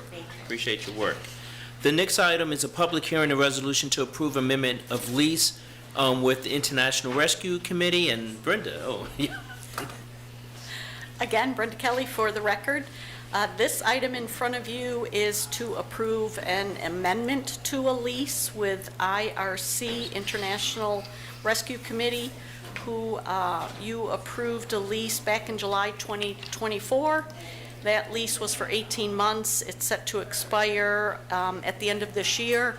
IRC complied with the renewal request to extend their option for a one-year additional term. That's the item in front of you for the lease of 410 Old Lynchburg Road, and we have Cecilia with us from IRC if you have any questions. Again, this is a one-reading resolution following a public hearing. Lloyd? I don't have any questions. Okay. Is there anything you wanted to add? Oh, I would yeah. appreciate that. if that's Yeah, all I'm right. sorry. Thank you. It's all right. Yeah. Good evening, Mayor and Council. I'm Cecilia Lapstolz, who's with the IRC, and I'm joined by two colleagues this evening. I just want to thank you for your past support with regard to the New Roots Farm property. New Roots is a multicultural community growing food together to support health connections and power. And each year we engage residents from over 20 countries of origin in this multicultural agriculture project. So since the time that our lease was formalized with you all in 2024, we've been able to leverage new funding and support from local, regional, and national partners to support our work. We've been able to continue engagement with local partners, and in a quick count this evening, I was naming over a dozen local partners that have been involved in stewarding the site and supporting as volunteers. And we've been able to invest together in improvements to the site, such as improving the access road and the Ravenna Trail, which now passes through the property, clearing dead and dangerous overhanging trees, invasive species management, a new professional fence, new irrigation system. We're working towards an installation of solar panels that were donated by a local small business, improved yields of crops and aesthetics of the farm, increased engagement by neighbors, volunteers, and farm members, and continuing to exchange knowledge and learnings with the Parks Department, which manages the gardens that are neighboring at Azalea Park. So with a continued lease of this additional year, we look forward to sustaining this momentum for the benefit of Charlottesville residents, especially the refugees and immigrants that are members of the farm, as well as residents of Fry Spring neighborhood and others who recreate on the Ravenna Trail, which passes through the property. Thank you. Thank you. Michael, you have any questions or comments? No, I don't have any questions. Natalie? The Loop de Ville passes right, because we're on the trail, passes right by the garden, so it was really great to get to see that during the loop and be like this close to being able to just pop a tomato off, but knowing it wasn't my tomato. But that's part of the loop where you're really getting kind of hungry. So it's great to see, and thanks again for all the good work you do. Thank you for visiting. Brian. So, I don't know if this was, I recall the last time we brought up the gardens, we had some comments that we needed more people to use the garden because, you know, they get it for 4 or 5 years and there's just no entrance way for other people to do it. Is this the same thing? It's different? Okay. No, those are the garden plots through Okay. Parks and I'm sorry. Recreation. Yeah. And we're looking at that. That's Okay. still. Yeah, a that's work in different. progress. Okay, I'm sorry. I thought so. I just wasn't sure. I just, you know. So if there's no other comments, I will open up the public hearing. Would anyone from the audience would like to speak on this? If not, I will close the public hearing and entertain a motion. I move that we adopt the attached resolution approving the attached agreement for amendment of lease with IRC. Second? Second, okay, we will vote. And I'm a yes. Yes. Thank you, and thank you for all your work. Thank you, Brenda. Thank you. Thank you very much. Thank you. Have a good night. The next item on the agenda is a public hearing to reallocate $7,950,000 of capital improvement contingency fund. Sam, are you? Actually, Chrissy's coming. Okay, Chrissy. And the public hearing will be on the second reading. It's not tonight. Oh, okay. So that we can make sure we advertise. Okay. Good evening, council. Good evening. Tonight, we are here with a resolution to ask for you to allocate $7.9 million of the Capital Improvements Contingency Fund. As you recall, that fund is funded through surpluses from the general fund each year.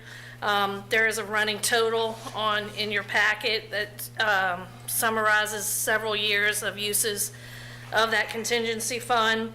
Of the 7.9, we are proposing to use 6.3 million for the acquisition of 2000 Holiday Drive, 1.5 million for both a city environmental and mobility policy plan, and city hall renovations for $150,000.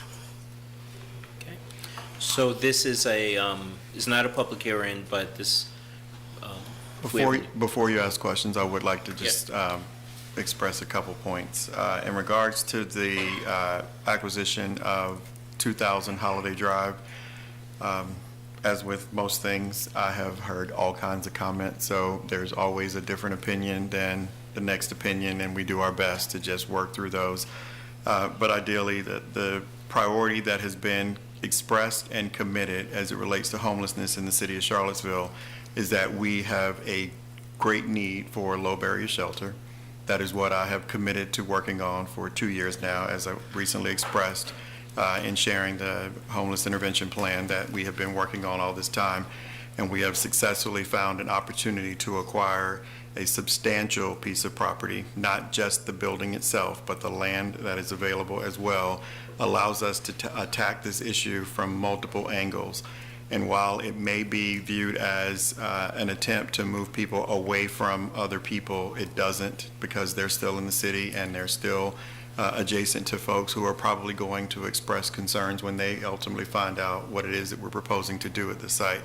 It is important that we remember, and I have stated clearly my position on this matter on behalf of council, is that this is a human issue, and we need to have people have a place to live inside, as many people as we possibly can get inside, and that is what this priority project has been about. So the goal is for us to get this site acquired, and it has not been a perfect process. A real estate transaction is really all that we have in front of you at this time.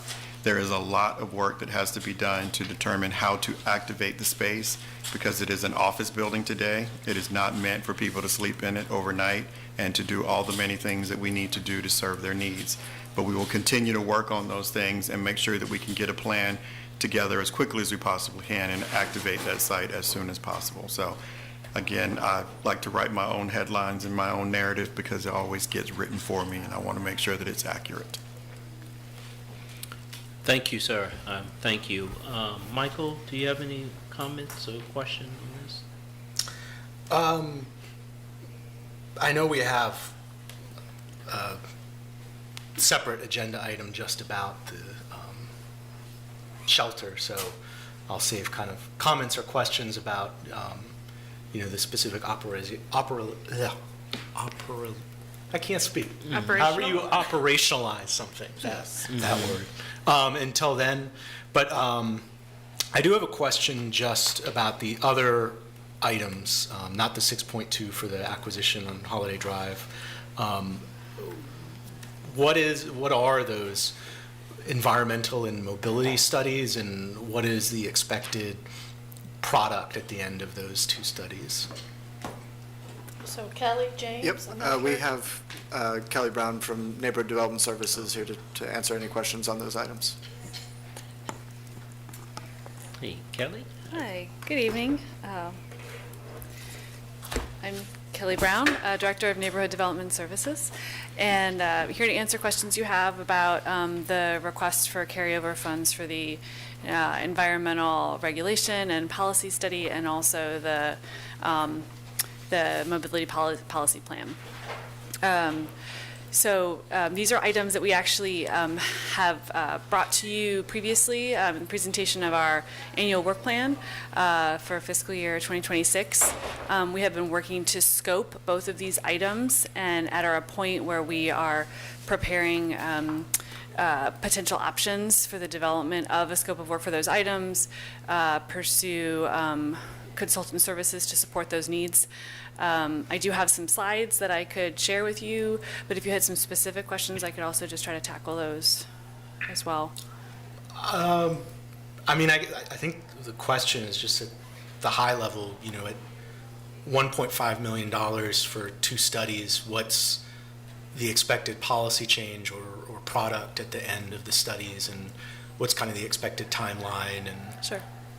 So for the environmental policy and regulatory review, we are actually looking at a number of different areas of natural resource management.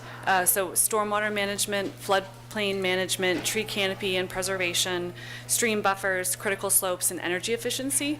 We're actually going to be coming to you in November to give you a more detailed update on an assessment of all of the existing conditions across all of these areas, and our specific recommendations for a scope of work in each of those areas.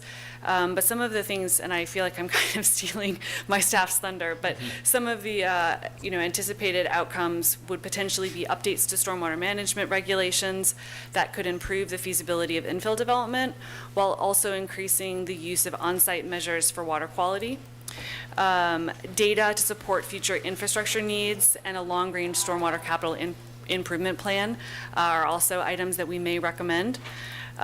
We would be looking to coordinate with our sustainability office in the use of a community flood preparedness grant that we could build upon to potentially update regulations and standards for development in the floodplain, working to update landscaping requirements for things such as tree canopy, street trees, looking to update the water protection ordinance requirements. So these are all items that we likely would not tackle all at once, but we do anticipate them being priority items that we would need to tackle. And so we are looking at that $1.5 million request as half of it going to the environmental policy and regulatory review and the other half going to the citywide transportation plan or mobility policy plan. And we do anticipate that given that wide range of needs, we would be looking for a substantial amount of consultant support, potentially $750,000 for all of that work. that's definitely helpful. You might have covered this already, but similar to, with how some of our decarbonization studies were or were not done, is the climate team, plan to be a part of developing the RFP and a part of the process throughout it, or is it kind of just a NDS alone thing? We have a comprehensive interdepartmental team supporting the development of the scope of work. Our climate action team, staff from our engineering bureau, our utilities department, they are all working with us closely to develop the scope of work for each of these efforts. So there'll be, I'm not against these happening. I just know there have been expensive studies we've done that have resulted in policy changes, and there's been other ones which haven't. So anytime I see, a consultant study that's, reaching near $2 million, I just get nervous, like, will that result in policy change afterwards? Which I don't mean a criticism of any part of this, because I know it may be necessary, but just like, how do we ensure it's not just $1.5 million spent for nothing? Sure. So just bearing in mind that it's $1.5 million for two really distinct efforts. One is the creation of a host of new policies, potential updates to our comprehensive plan, as well as new local regulations to bring our environmental regulations into greater alignment with the goals of our transportation plan, balance a number of different goals to support growth and change in our community. And then the other half is for a mobility policy plan, which I can tell you from experience, the creation of a plan like that for a community such as Charlottesville, with very ambitious goals for creating a more walkable, pedestrian, bike community, that sort of plan it does require a great deal of consultant services. Certainly, and I know, obviously there are limits to how much your team and office can ever do at one time. So I know, it is needed to, sometimes have outside help. I guess it's just up to City Council to plan to actually make investments and policy changes after this. The only other question I have is, I know it's a much smaller amount of just $150,000, but what are those City Hall renovations specifically? So there's a series of changes that we are making because we are putting people together, and in some instances, we are taking former conference rooms and splitting them into 2 workspaces. So it's just to create privacy opportunities for them. It's just a host of moving things around just to be able to optimize our workflow. And the goal has been to try to minimize that, so that's why it's only $150,000. Right. But I don't have any further questions. Natalie? Yeah, thanks. So I know one of the things that we've talked about with the zoning code is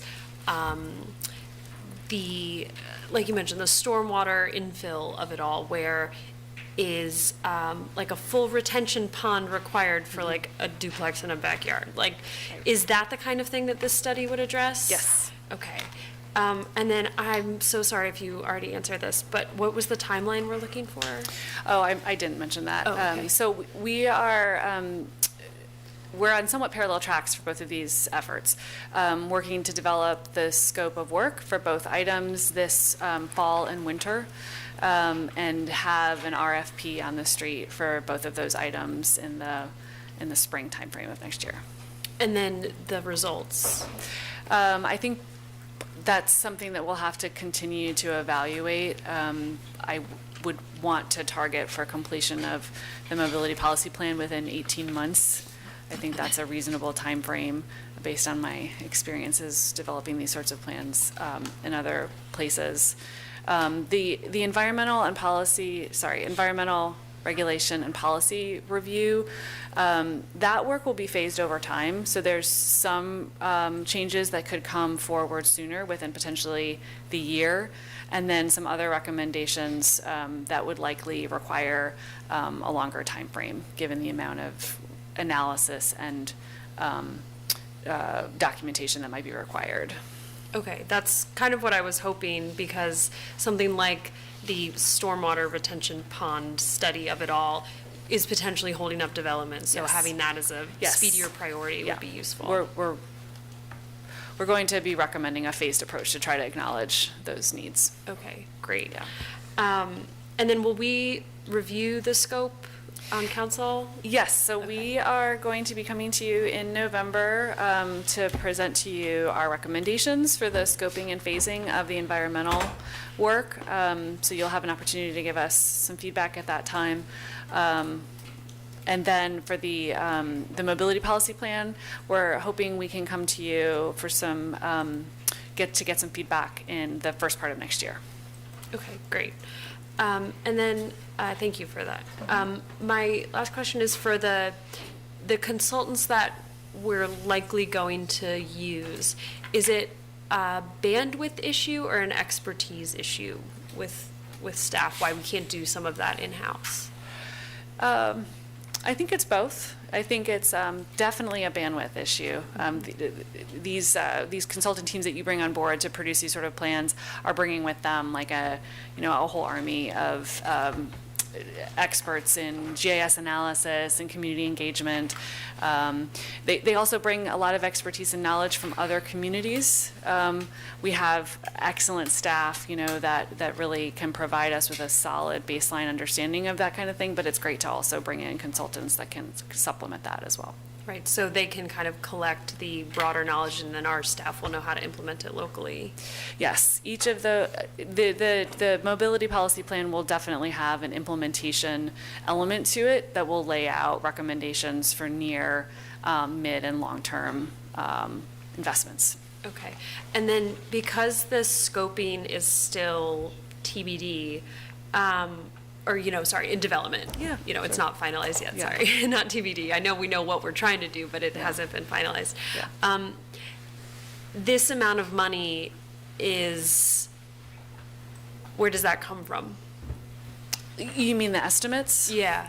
So it's based on my familiarity with developing these sort of plans in other jurisdictions and the amount of money that it costs to develop, to hire consultants to do that sort of work. Okay. Yeah. And Yeah. if there's a chance that we might not need all of it, there's a chance we might need more, or are we? I think we are trying to request what we think we'll need. Okay. So hopefully we would keep it within that. In the ballpark. In that ballpark, yeah. Okay. Thank you. Sure. Brian? No. No Okay. questions. So, Do you want to ask Lloyd? oh, Lloyd, do you have any questions? Actually, Natalie asked a bunch of the questions I was going to ask, so no. Okay. Cool. Thank you. So I guess next month it'll come back. Do we want this? I actually have a question about the structure of this as an agenda item. If you don't mind. Yeah.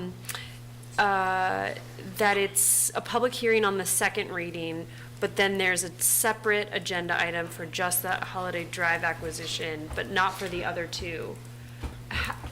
Why is that the structure? You want to explain? So I'm happy to answer that. So we're appropriating an amount of money that we've hit a statutory trigger that requires a public hearing for that, for specifically the appropriation.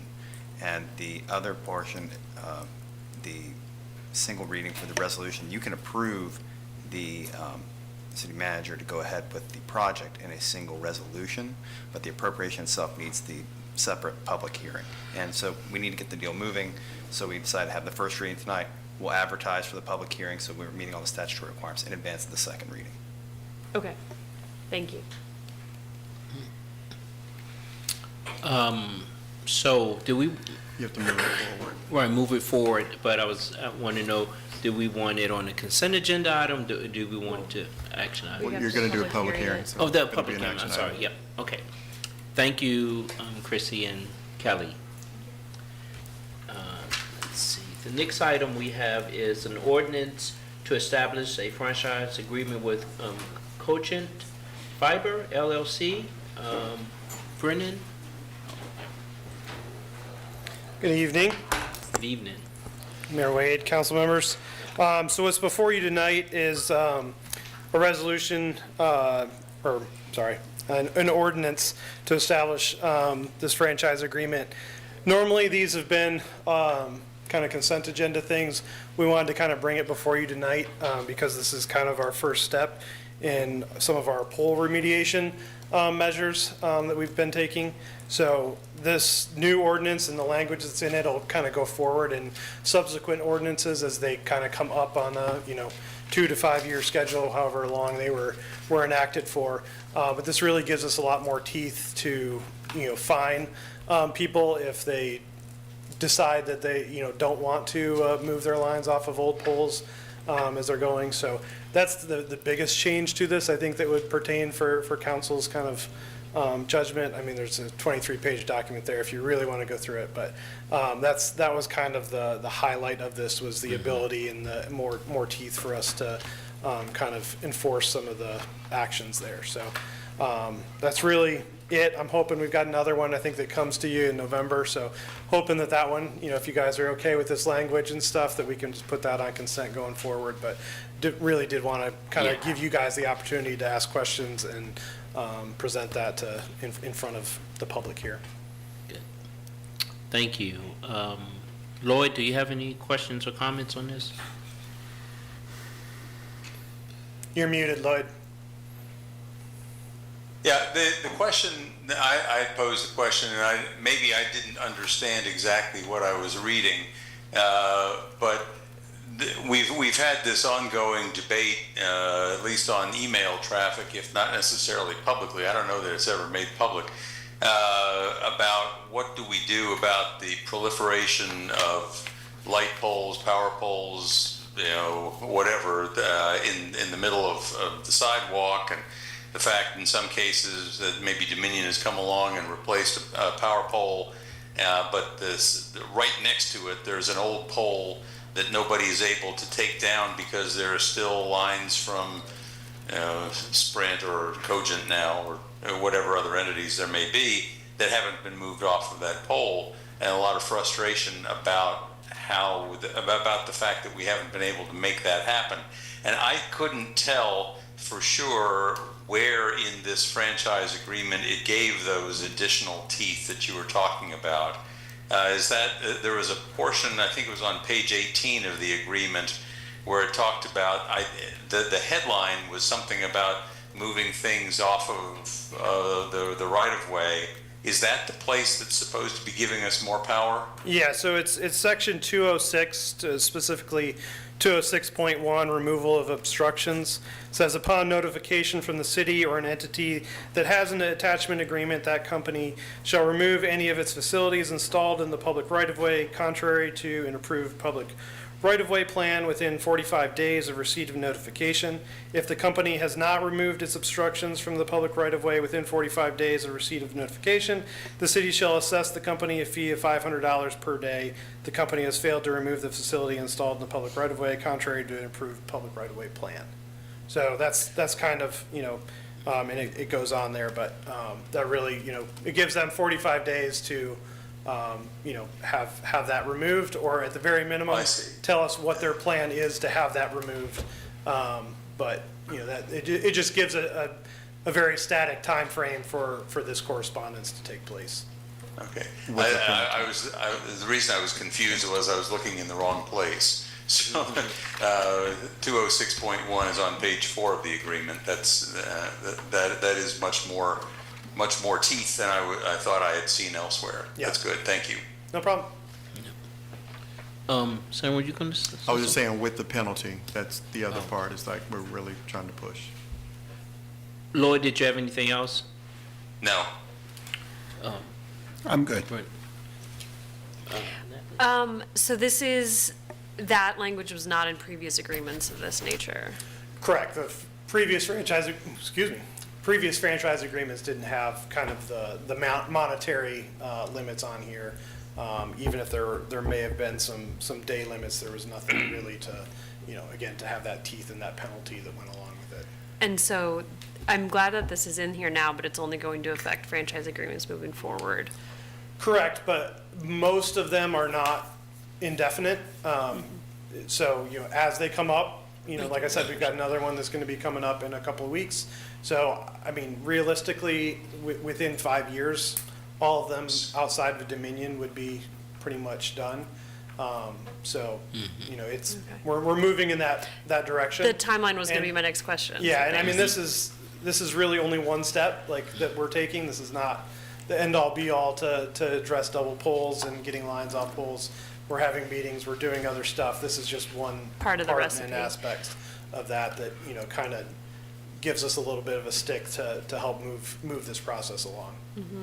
And who's in charge of noticing and counting the days and enforcing this? That would more than likely be the engineering department. We're the ones kind of spearheading this effort. Okay, great, thank you. Mm-hmm. Michael? Yeah, as you said, obviously the importance of this is Dominion has poles that will just be in the middle of a sidewalk in a way where someone in a wheelchair literally could not get past there, and we can't remove those until everyone else who has wires on the pole has removed it, as well as just some of these wires on their own being an obstruction, which is why this item is important. So I looked at the existing franchise agreements, and you may have touched on this and I'm just misunderstanding. There was a process for the Director of Public Works requesting that they remove it, and if they don't within 30 days, then the city can remove it ourselves and then charge them for the cost of our removal, and then the city attorney could take action to collect that payment. What in this will help us in a way that's stronger than that previous framework? So some of that gets into liability issues and stuff of the previous way of doing it. I don't know that we want our guys going up there and just removing lines off of poles and attaching them to other poles. So it kind of removes us from having to do the work ourselves, and really just puts the financial penalty on them to be able to do that, is the main reason for it. I don't have any further questions. Is it worth having both? Because if $500 a day is like no big deal for some company, there's nothing we can do other than wait them out?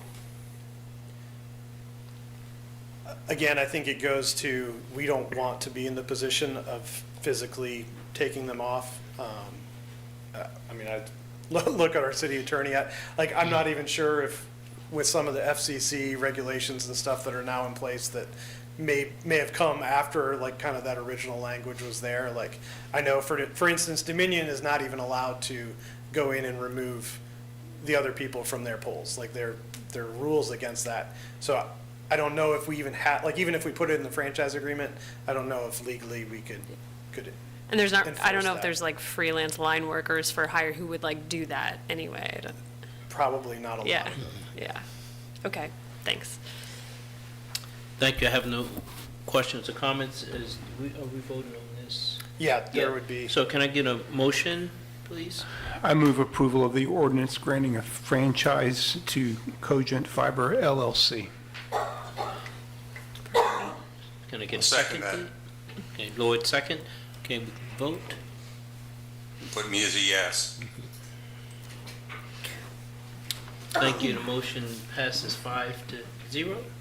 And Mr. Mayor, before we leave the topic, I just want to acknowledge publicly, we often get into situations where we're fussing at Kevin Cox and he's fussing at us, but this particular issue is one that he has really brought home to us, and I think he deserves the credit for having flagged that for us to bring it to everybody's top of mind. Yes, agreed. Thank you. He was here earlier, so.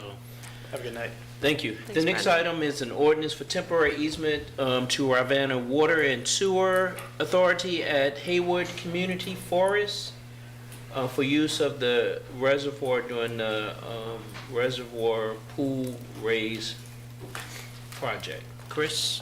Thank you, Mr. Mayor and council and other staff. Chris Genzik, I'm the Parks and Trails Planner for the city of Charlottesville, and the city of Charlottesville manages the Ragged Mountain, or owns the Ragged Mountain property, as well as the new Hayward Forest property adjacent.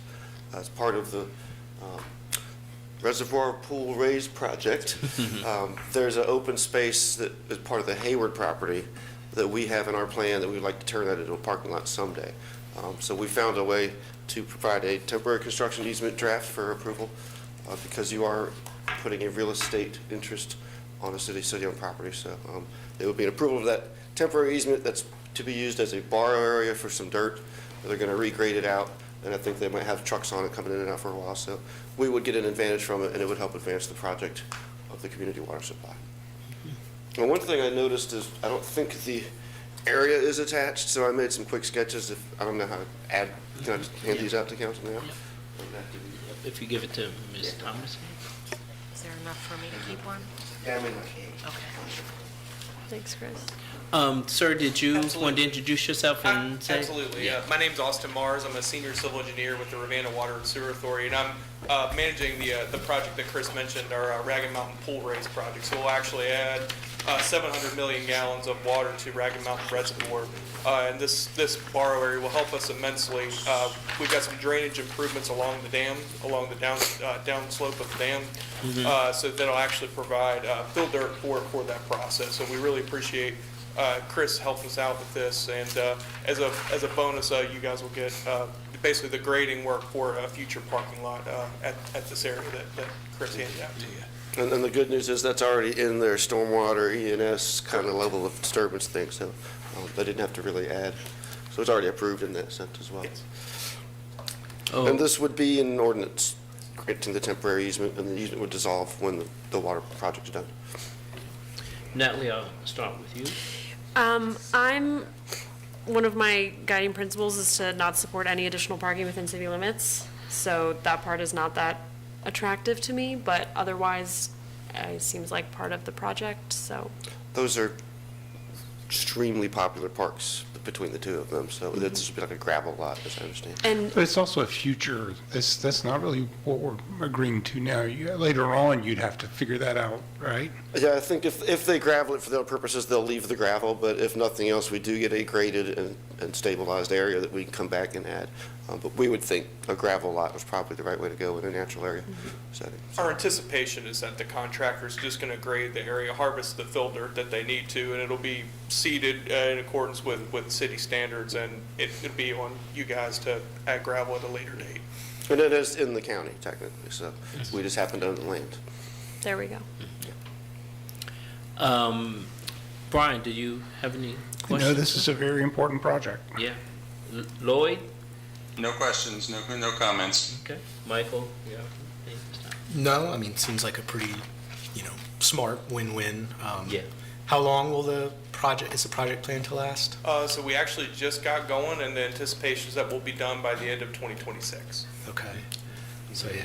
I know it has to happen, but sad to see know, it closed for so long. And I believe this piece would come in first because it's down in the lower area, so we might be able to add that parking area to help take some of the pressure off the fact that now the upper dam area is going to be closed to parking. So our little parking lot down there is going to get pretty quickly overrun on a nice sunny day. So.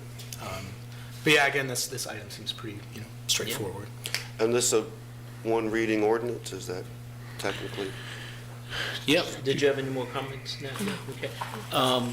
Can I, Yeah, I move to adopt the attached ordinance approving the temporary easement to RWSA for the project. can I get a second? Okay. Can we vote on this, please? I'm a yes. Okay, motion passes 5-0. Great. Thank you very much. Thank you, Thank Chris, you all. and We thank you, appreciate Sarah. it. Good luck. Gina. The next item on the agenda is a resolution authorizing the purchase of 2000 Holiday Drive. Chris, hey, Chris. Good evening, Chris Engel, Director of Economic Development. Your next item involves the purchase to enter, the authorization to enter into a contract to purchase a piece of property known as 2000 Holiday Drive. This property is situated in the northwest quadrant of the city, kind of bounded by Hydraulic Road, 250 Bypass, and Emmett Street. The property is actually two parcels consisting of 3.8 acres. One parcel has the current improvement on it, the other parcel is vacant. The building is 27,000 square feet. It's currently configured as an office space. The intention, as you heard from the city manager previously tonight and at the last meeting, is to find a place for a low barrier shelter to serve as part of the homeless intervention plan. That is the intent here. It is situated currently as an office building. Fair amount of renovations, life safety improvements would have to take place to get it to a place where it's suitable for such. At this stage, there's very little detail on that. The city manager can provide what he knows beyond what I'm sharing with you now. It is a real estate transaction at this point to get the property under contract. The resolution within the document authorizes the city manager to sign the contract. We do have a purchase and sale agreement included in the document. It has been signed by the seller. We've agreed to all terms. The purchase price is $6.2 million.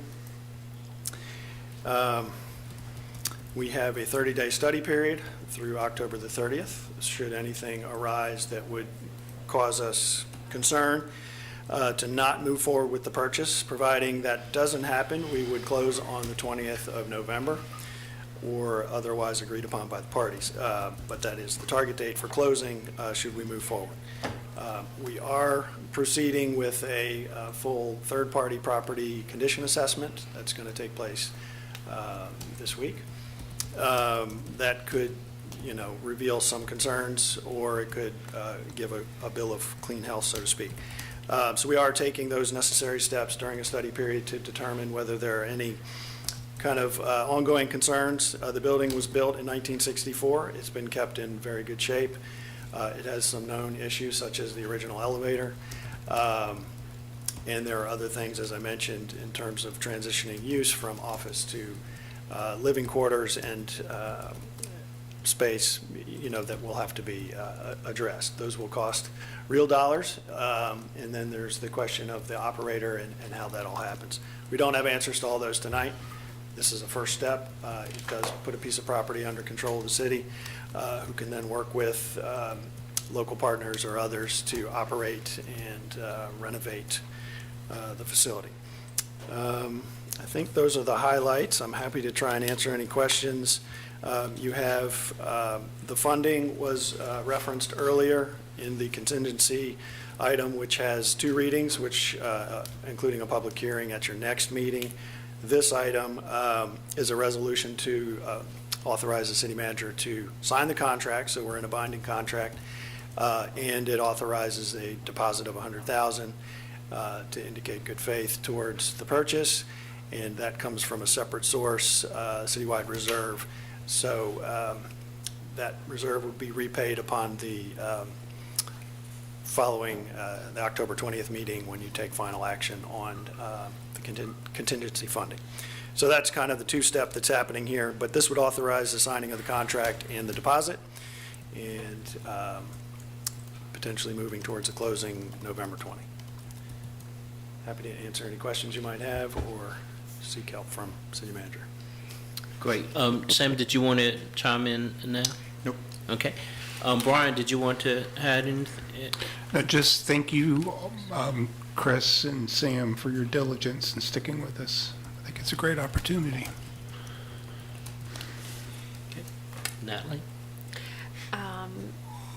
Yes. Yes, thank you so much for keeping eyes out and doing all these negotiations. This is a very large building that, from all the discussions we've had so far, seems, I don't want to jinx anything with what the inspection might find, but is going to be more of like a floor plan rehab renovation than any rehab, and hopefully we'll be able to get it online, and the size will hopefully make a big impact on the need in the community. When was it last used as an office? About 2 years ago, it was vacated by the most recent tenant. So Okay. it has been essentially vacant since then, but kept in great shape. We've walked through it. Not a lot of time for it to fall into disrepair. Correct. And I know this is a hard question to answer, but what's our approximate timeline for the purchase? For the renovation? November 20th.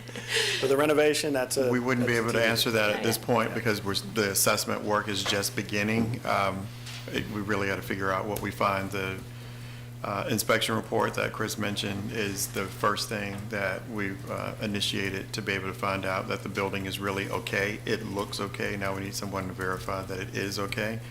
But the actual upfitting process is actually, in my mind, twofold. We would have to determine what we first think we might want to do in the space, and then how we do that in the space could actually cause changes. So there's a bit of time before we're actually going to be able to commit to what the actual renovations look like and therefore what it would cost. Mm-hmm.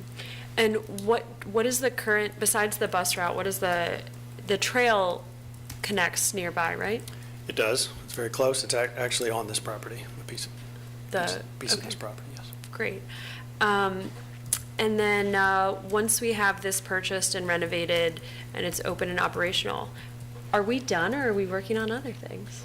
No, there's I wish I could say. That was a, Yeah, that was an editorial comment, I'm sorry. no, that was a leading question to No. give you a chance to. Yeah, there's color in more. some more. This is really a complicated issue. It's a very significant sized issue. And then the scope of what it takes to really make a material difference. It's not just a low barrier shelter.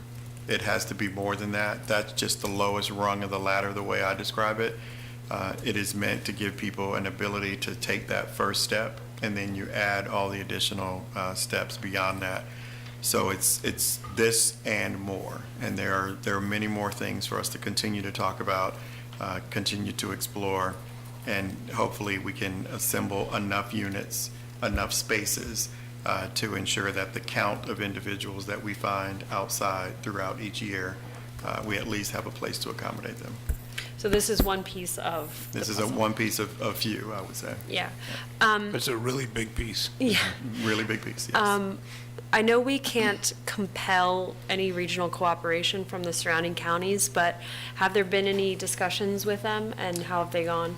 Yes, there have been conversations. As a part of my regional connections, I have always elevated this, leveraged this into the conversation as an issue that is not just the city's issue, but for all of our surrounding county peers. We have had positive interactions. I have currently scheduled a meeting with them on November 7th, and the goal is for them to get a direct sharing of what we see as a possibility, and that what we see is the city council and my seeing what is possible there, so that they then can actually understand what this is and what it might be. Therefore, we would like to see if you're interested in joining in this. They know me enough to know that I'm not going to stop asking. I think there's a way for us to get them engaged, and ideally it would be great to be able to see that. I agree. Thank you. I'm glad those conversations are ongoing.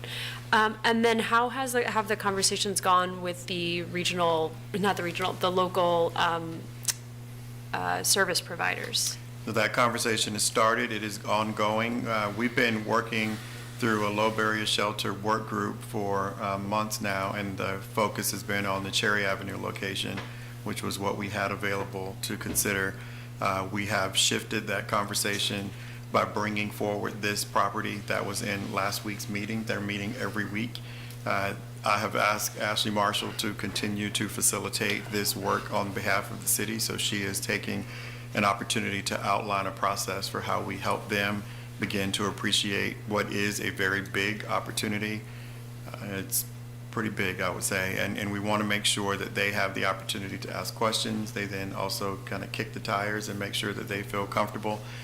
We know that it's not going to be an easy process, but this study period is meant to find out from them if they are interested in being a part of what could be done here at this site. And if they were to choose to join us, then they would be right at the table making those decisions with us. Great. Thank you so much. Thanks. Michael? Along similar lines, I mean, you covered this, but this is a very first step towards hopefully a plan to model what other cities have done, where they have a centralized location where there's a large low barrier shelter with services that are also there in terms of service providers who could do things like connect people with getting an ID, signing up for Medicaid, Social Security, et cetera. So that's the long-term vision, and we heard earlier a comment, a concern that this was about, pushing people out to a further out location. I think especially as this is a brand new idea that a lot of the community is hearing, I think a lot of reactions are totally fair in terms of, people kind of thinking through what does this mean, why is it happening.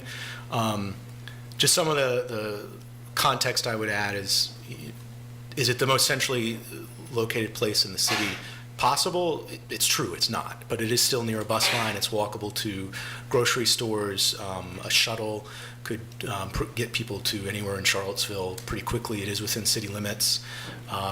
The other thing I would add is the Cherry Avenue shelter was 50 beds.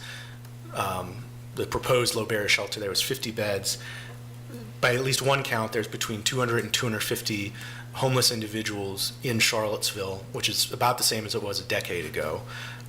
So even, it's not just a choice of a low barrier shelter at Cherry Avenue or this site, because even if the Cherry Avenue had gone through, that would not come close to meeting the full need. And it also wouldn't have had the space to have a family shelter within it or separate a men and women's shelter. So this site— Space for pets. Yeah, I mean, many things. So I mean, this site also just provides the space in terms of the existing building as well as the vacant parcel there to build a large enough shelter for 200 plus people, which I think is a really important point. And a long way to go, but it's an important first step, and I think we're also going to need to have our nonprofits be able to coordinate and cooperate because this is not just something that the city can do alone. And I know for executive directors and boards, I'm sure this is a big thing to process because it may involve thinking about really changing how their fundamental model works in some ways. But we're all going to need to be able to cooperate and come along on this journey to figuring out how to get to a permanent year-round low barrier shelter, which, as others have said, we're still going to need permanent supportive housing and many other things, but to have a space where people can come in, have a shelter, and get connected with the first steps of getting IDs, signing up for health care, Social Security, beginning the process of applying to get a voucher to move into permanent supportive housing. We're not going to have success until we have this. But anyway. I think it's also important to make sure that it's clear for the coverage that comes with this story is that the Cherry Avenue location is not dead. This is where we're focusing at this time because the scope of the problem is so big and there's so much more that needs to be done. There may be other ways to look at that site. So we are shifting to the Holiday Drive location with the focus, but I don't want anyone to walk away thinking that if I come back talking about Cherry Avenue that I've somehow violated what I said. That's not accurate.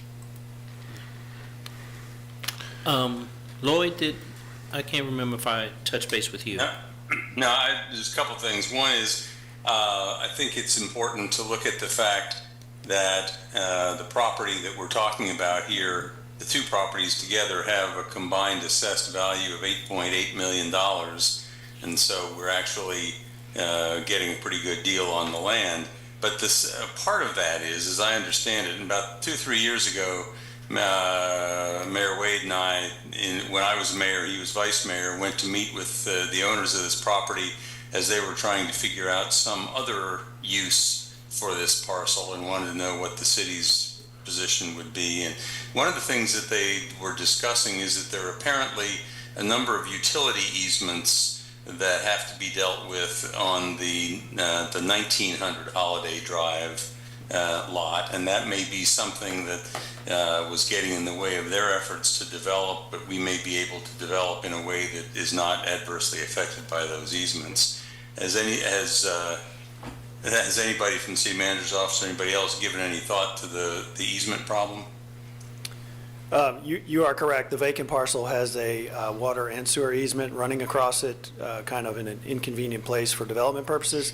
It does kind of limit what you can do on that property. It still does have development potential. It's just kind of shoved over a little bit, and it does limit it to some extent. So there is still some new development potential there. Currently, we're simply looking at the current building and using the remaining vacant land as, potential outdoor space. There's been mention of ability for pets and things of that nature to take place on that type of, on that side of the property. So we're aware of the easement. It does limit in some ways, but if the ultimate purpose of this facility is overnight shelter, it may not ultimately be a detriment. Yeah, I mean, my suspicion, from what I recall from having looked at all of the plats and so on that they had a few years ago, and thinking about how we might be able to apply things, is that having some outdoor space that is not developed could be useful, either just because people will enjoy being outdoors, or because they may have a place that they could have a dog or something.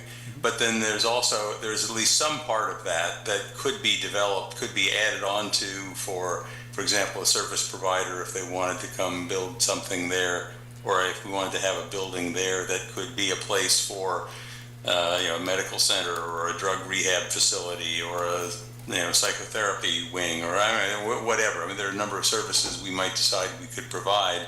And there may be some additional space on that other lot that might be available for that, those easements notwithstanding. I think that's fair. Thank you, Lloyd. I just had you finished, Lloyd? Yeah, yes, I am.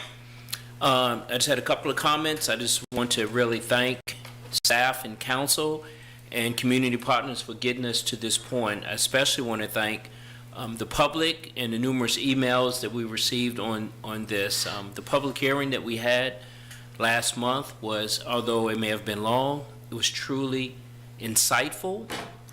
I just want the public to know that we heard their concerns, and this is a community problem that's going to take many steps to address. And I do not believe that we're, as I said before, we're segregating our unhoused brothers and sisters. This will allow us to potentially bring our services together and assist those that are most in need in our community. This is a tremendous step and opportunity for the community, and I'm looking forward to making it a reality. So thank you all so much for this. So that being said, I will entertain a motion to approve this. I move that we adopt the attached resolution authorizing the purchase of the property upon terms stated in the resolution. Second? Second, sorry. Oh, really good. Go ahead. Okay, can we vote, please? I vote yes. Yep. Motion passes. My computer just died, so I will okay, verbally yes. vote yes. Motion passes 5-0. Thank you all so much. All right, good job. Thanks, everybody. Yeah, it's big. Yes. The next item, this is the second opportunity for community matters. Would anyone else like to speak that didn't speak the first time? Actually, you have I'm sorry. general business items. So the first one I'll take is just the acknowledgement of the Bennett's Village report to council. That's their quarterly report, I believe it is, or their obligated report. That is in your packet. And I was able to go out there to take a look at the treehouse and actually did a social media post because they have me doing that now. Yes. But it was great to be able to do that and see what is available to kids with all abilities to have a chance to play in our recreation spaces. It's lovely. It's amazing space there. Yeah, I'm glad we could work with Parks and Rec and make this a possibility. The next item is mine too, so I'll go ahead and get started on that one. The legislative agenda discussion. First, I'll say that acknowledge that David Blunt with TJPDC is here. We are this is part 2 of your consideration of legislative agenda items for your packet to be adopted on the 20th so that we can submit that to the local delegation, identifying your priorities, positions, and just support for various legislative considerations. Having recently had a meeting with Senator Deeds and Delegate Carlson, the legislative committee was able to hear directly from them on items of concern, what we are facing, what the federal passed down to the state, to the passed down to the local government is going to feel like. Kind of made us all feel sad about where we are and what's coming. But ultimately, it was a great opportunity for us to make sure that we're partnering and identifying the things that we want to highlight and put pressure on as it relates to the conversations that happen in Richmond. You have in your packet an updated presentation of sustainability recommendations from our Office of Sustainability, as well as an update to the recommendations from the Human Rights Commission. Both of those, we asked them to go back and prioritize their list. They have done that, and that is what is available for you in the packet. We added the Planning Commission agenda as presented because they were not able to reprioritize that list. But we feel confident that you have exactly how they feel about the items.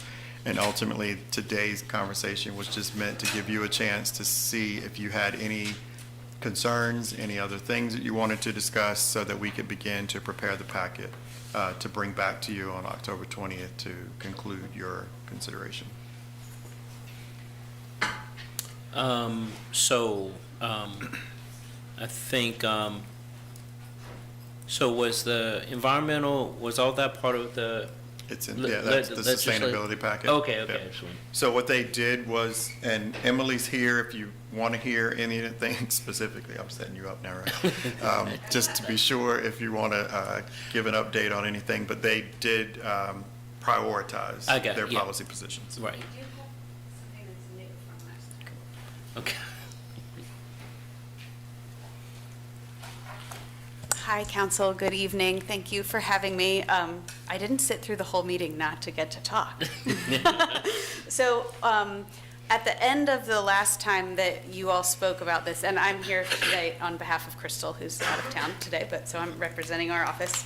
At the end of the last discussion that we had about the legislative packet, Councilor Payne mentioned that we might consider putting forward budget requests or items that don't have sponsorship by other members of the General Assembly that our own local representatives might be interested in sponsoring. So if you look at the other priority positions that we put forward, the through line through them is really, we're very concerned about energy affordability and clean energy for our community.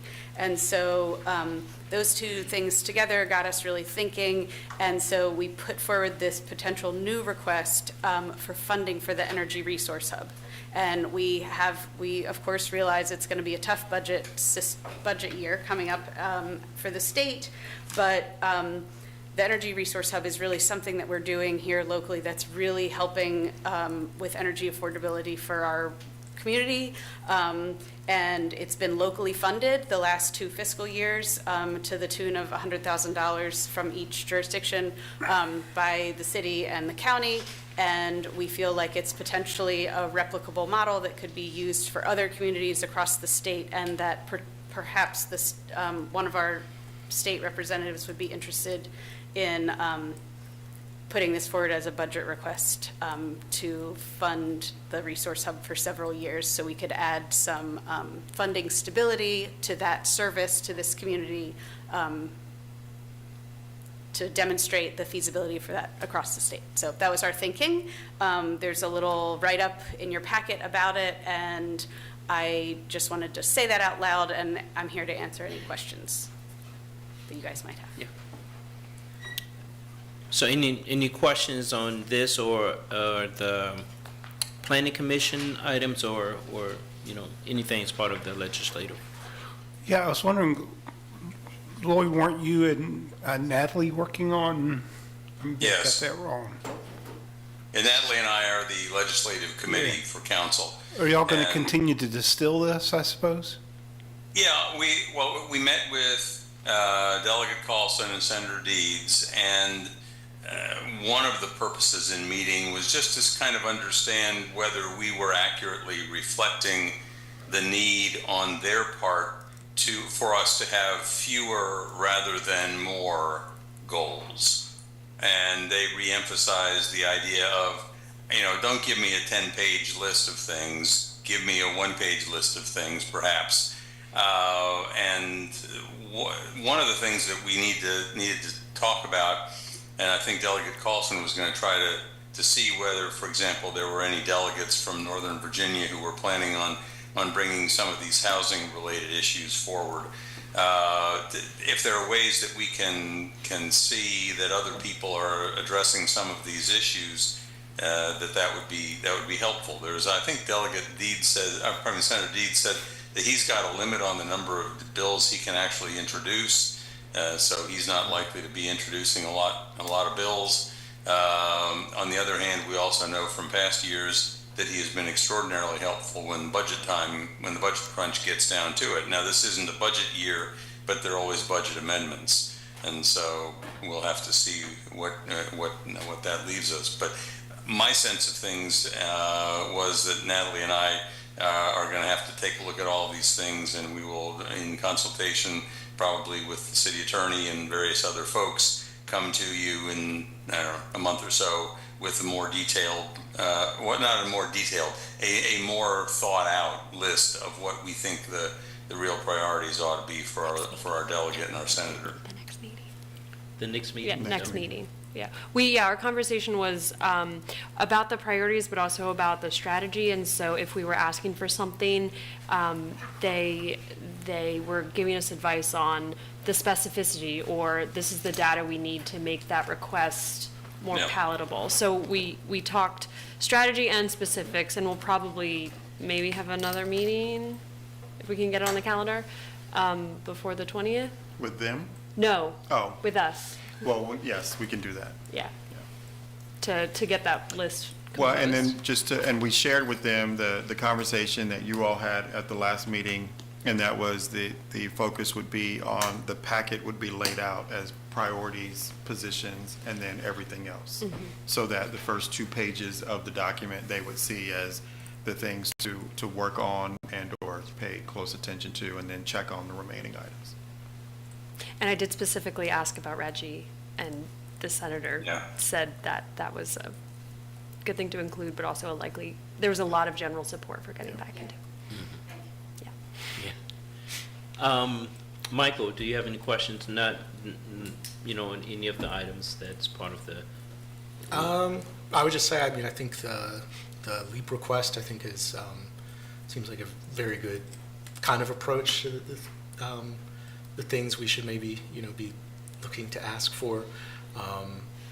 And I do think a similar type of request for a centralized regional homeless facility or shelter would be a very good potential ask to make. And other than that, I mean, I think the general approach makes sense of trying to have 1 or 2 pages that are priorities.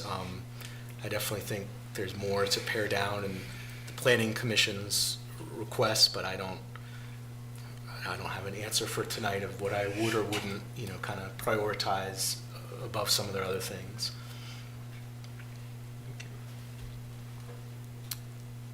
So I don't have any questions or comments. So this is the second phase, Yeah. second hearing. So we'll bring to you a packet in your next meeting, and that will be presented to you as the draft for your action item. And then we would turn it over to David, who would make sure that it gets passed on to the delegation. Thank you, David, for being here. And I just want to shout out, in the past, how helpful David has been, and I think has been very responsible for us getting some big legislation passed. So just shout out for everything you do. Thank you. Indeed. Okay, thank you all so much. Anything else on that, Sam? That's it. So this is our opportunity for community matters, if anyone would like to speak. Yes. I'd like to say 2 things. One, I would like to state my support for the residents of West Haven and 10th and Page.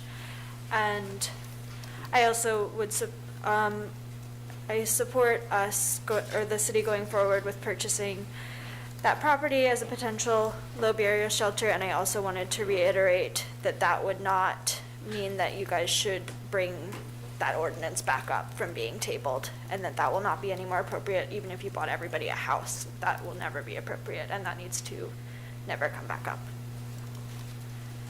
Thank you. Anyone else like to? Can you tell us your name, please? Oh, my name is Isis. Actually, guys, I still have 2 minutes. I also wanted to say that the other day, one of the unhoused people in the corner was ticketed for being on the corner. They didn't even have a bunch of stuff. I emailed all of you about it. The only one who responded was Lloyd to tell me that that didn't happen despite it being on camera. And the officer who did that That said... is not what I said. I did not say it did not happen. I did not know. Okay, well, what I'm saying is that officer cited city council as one of the reasons that it happened, along with the chief of police, and that it was orders from above for this crackdown to happen. And so I also wanted to point that out. Thank you, Ms. Isis. Ms. Bryant? Ziona Bryant, a Charlottesville resident. I actually want to end with something positive. Thank you for your time and attention to the matter of the low barrier shelter. It's needed. Thank you, City Manager Sanders. Thank you to the whole staff who's worked on it, and I hope that the work continues. Have a great evening. Thank you, Ms. Bryant. Would anyone else like to speak?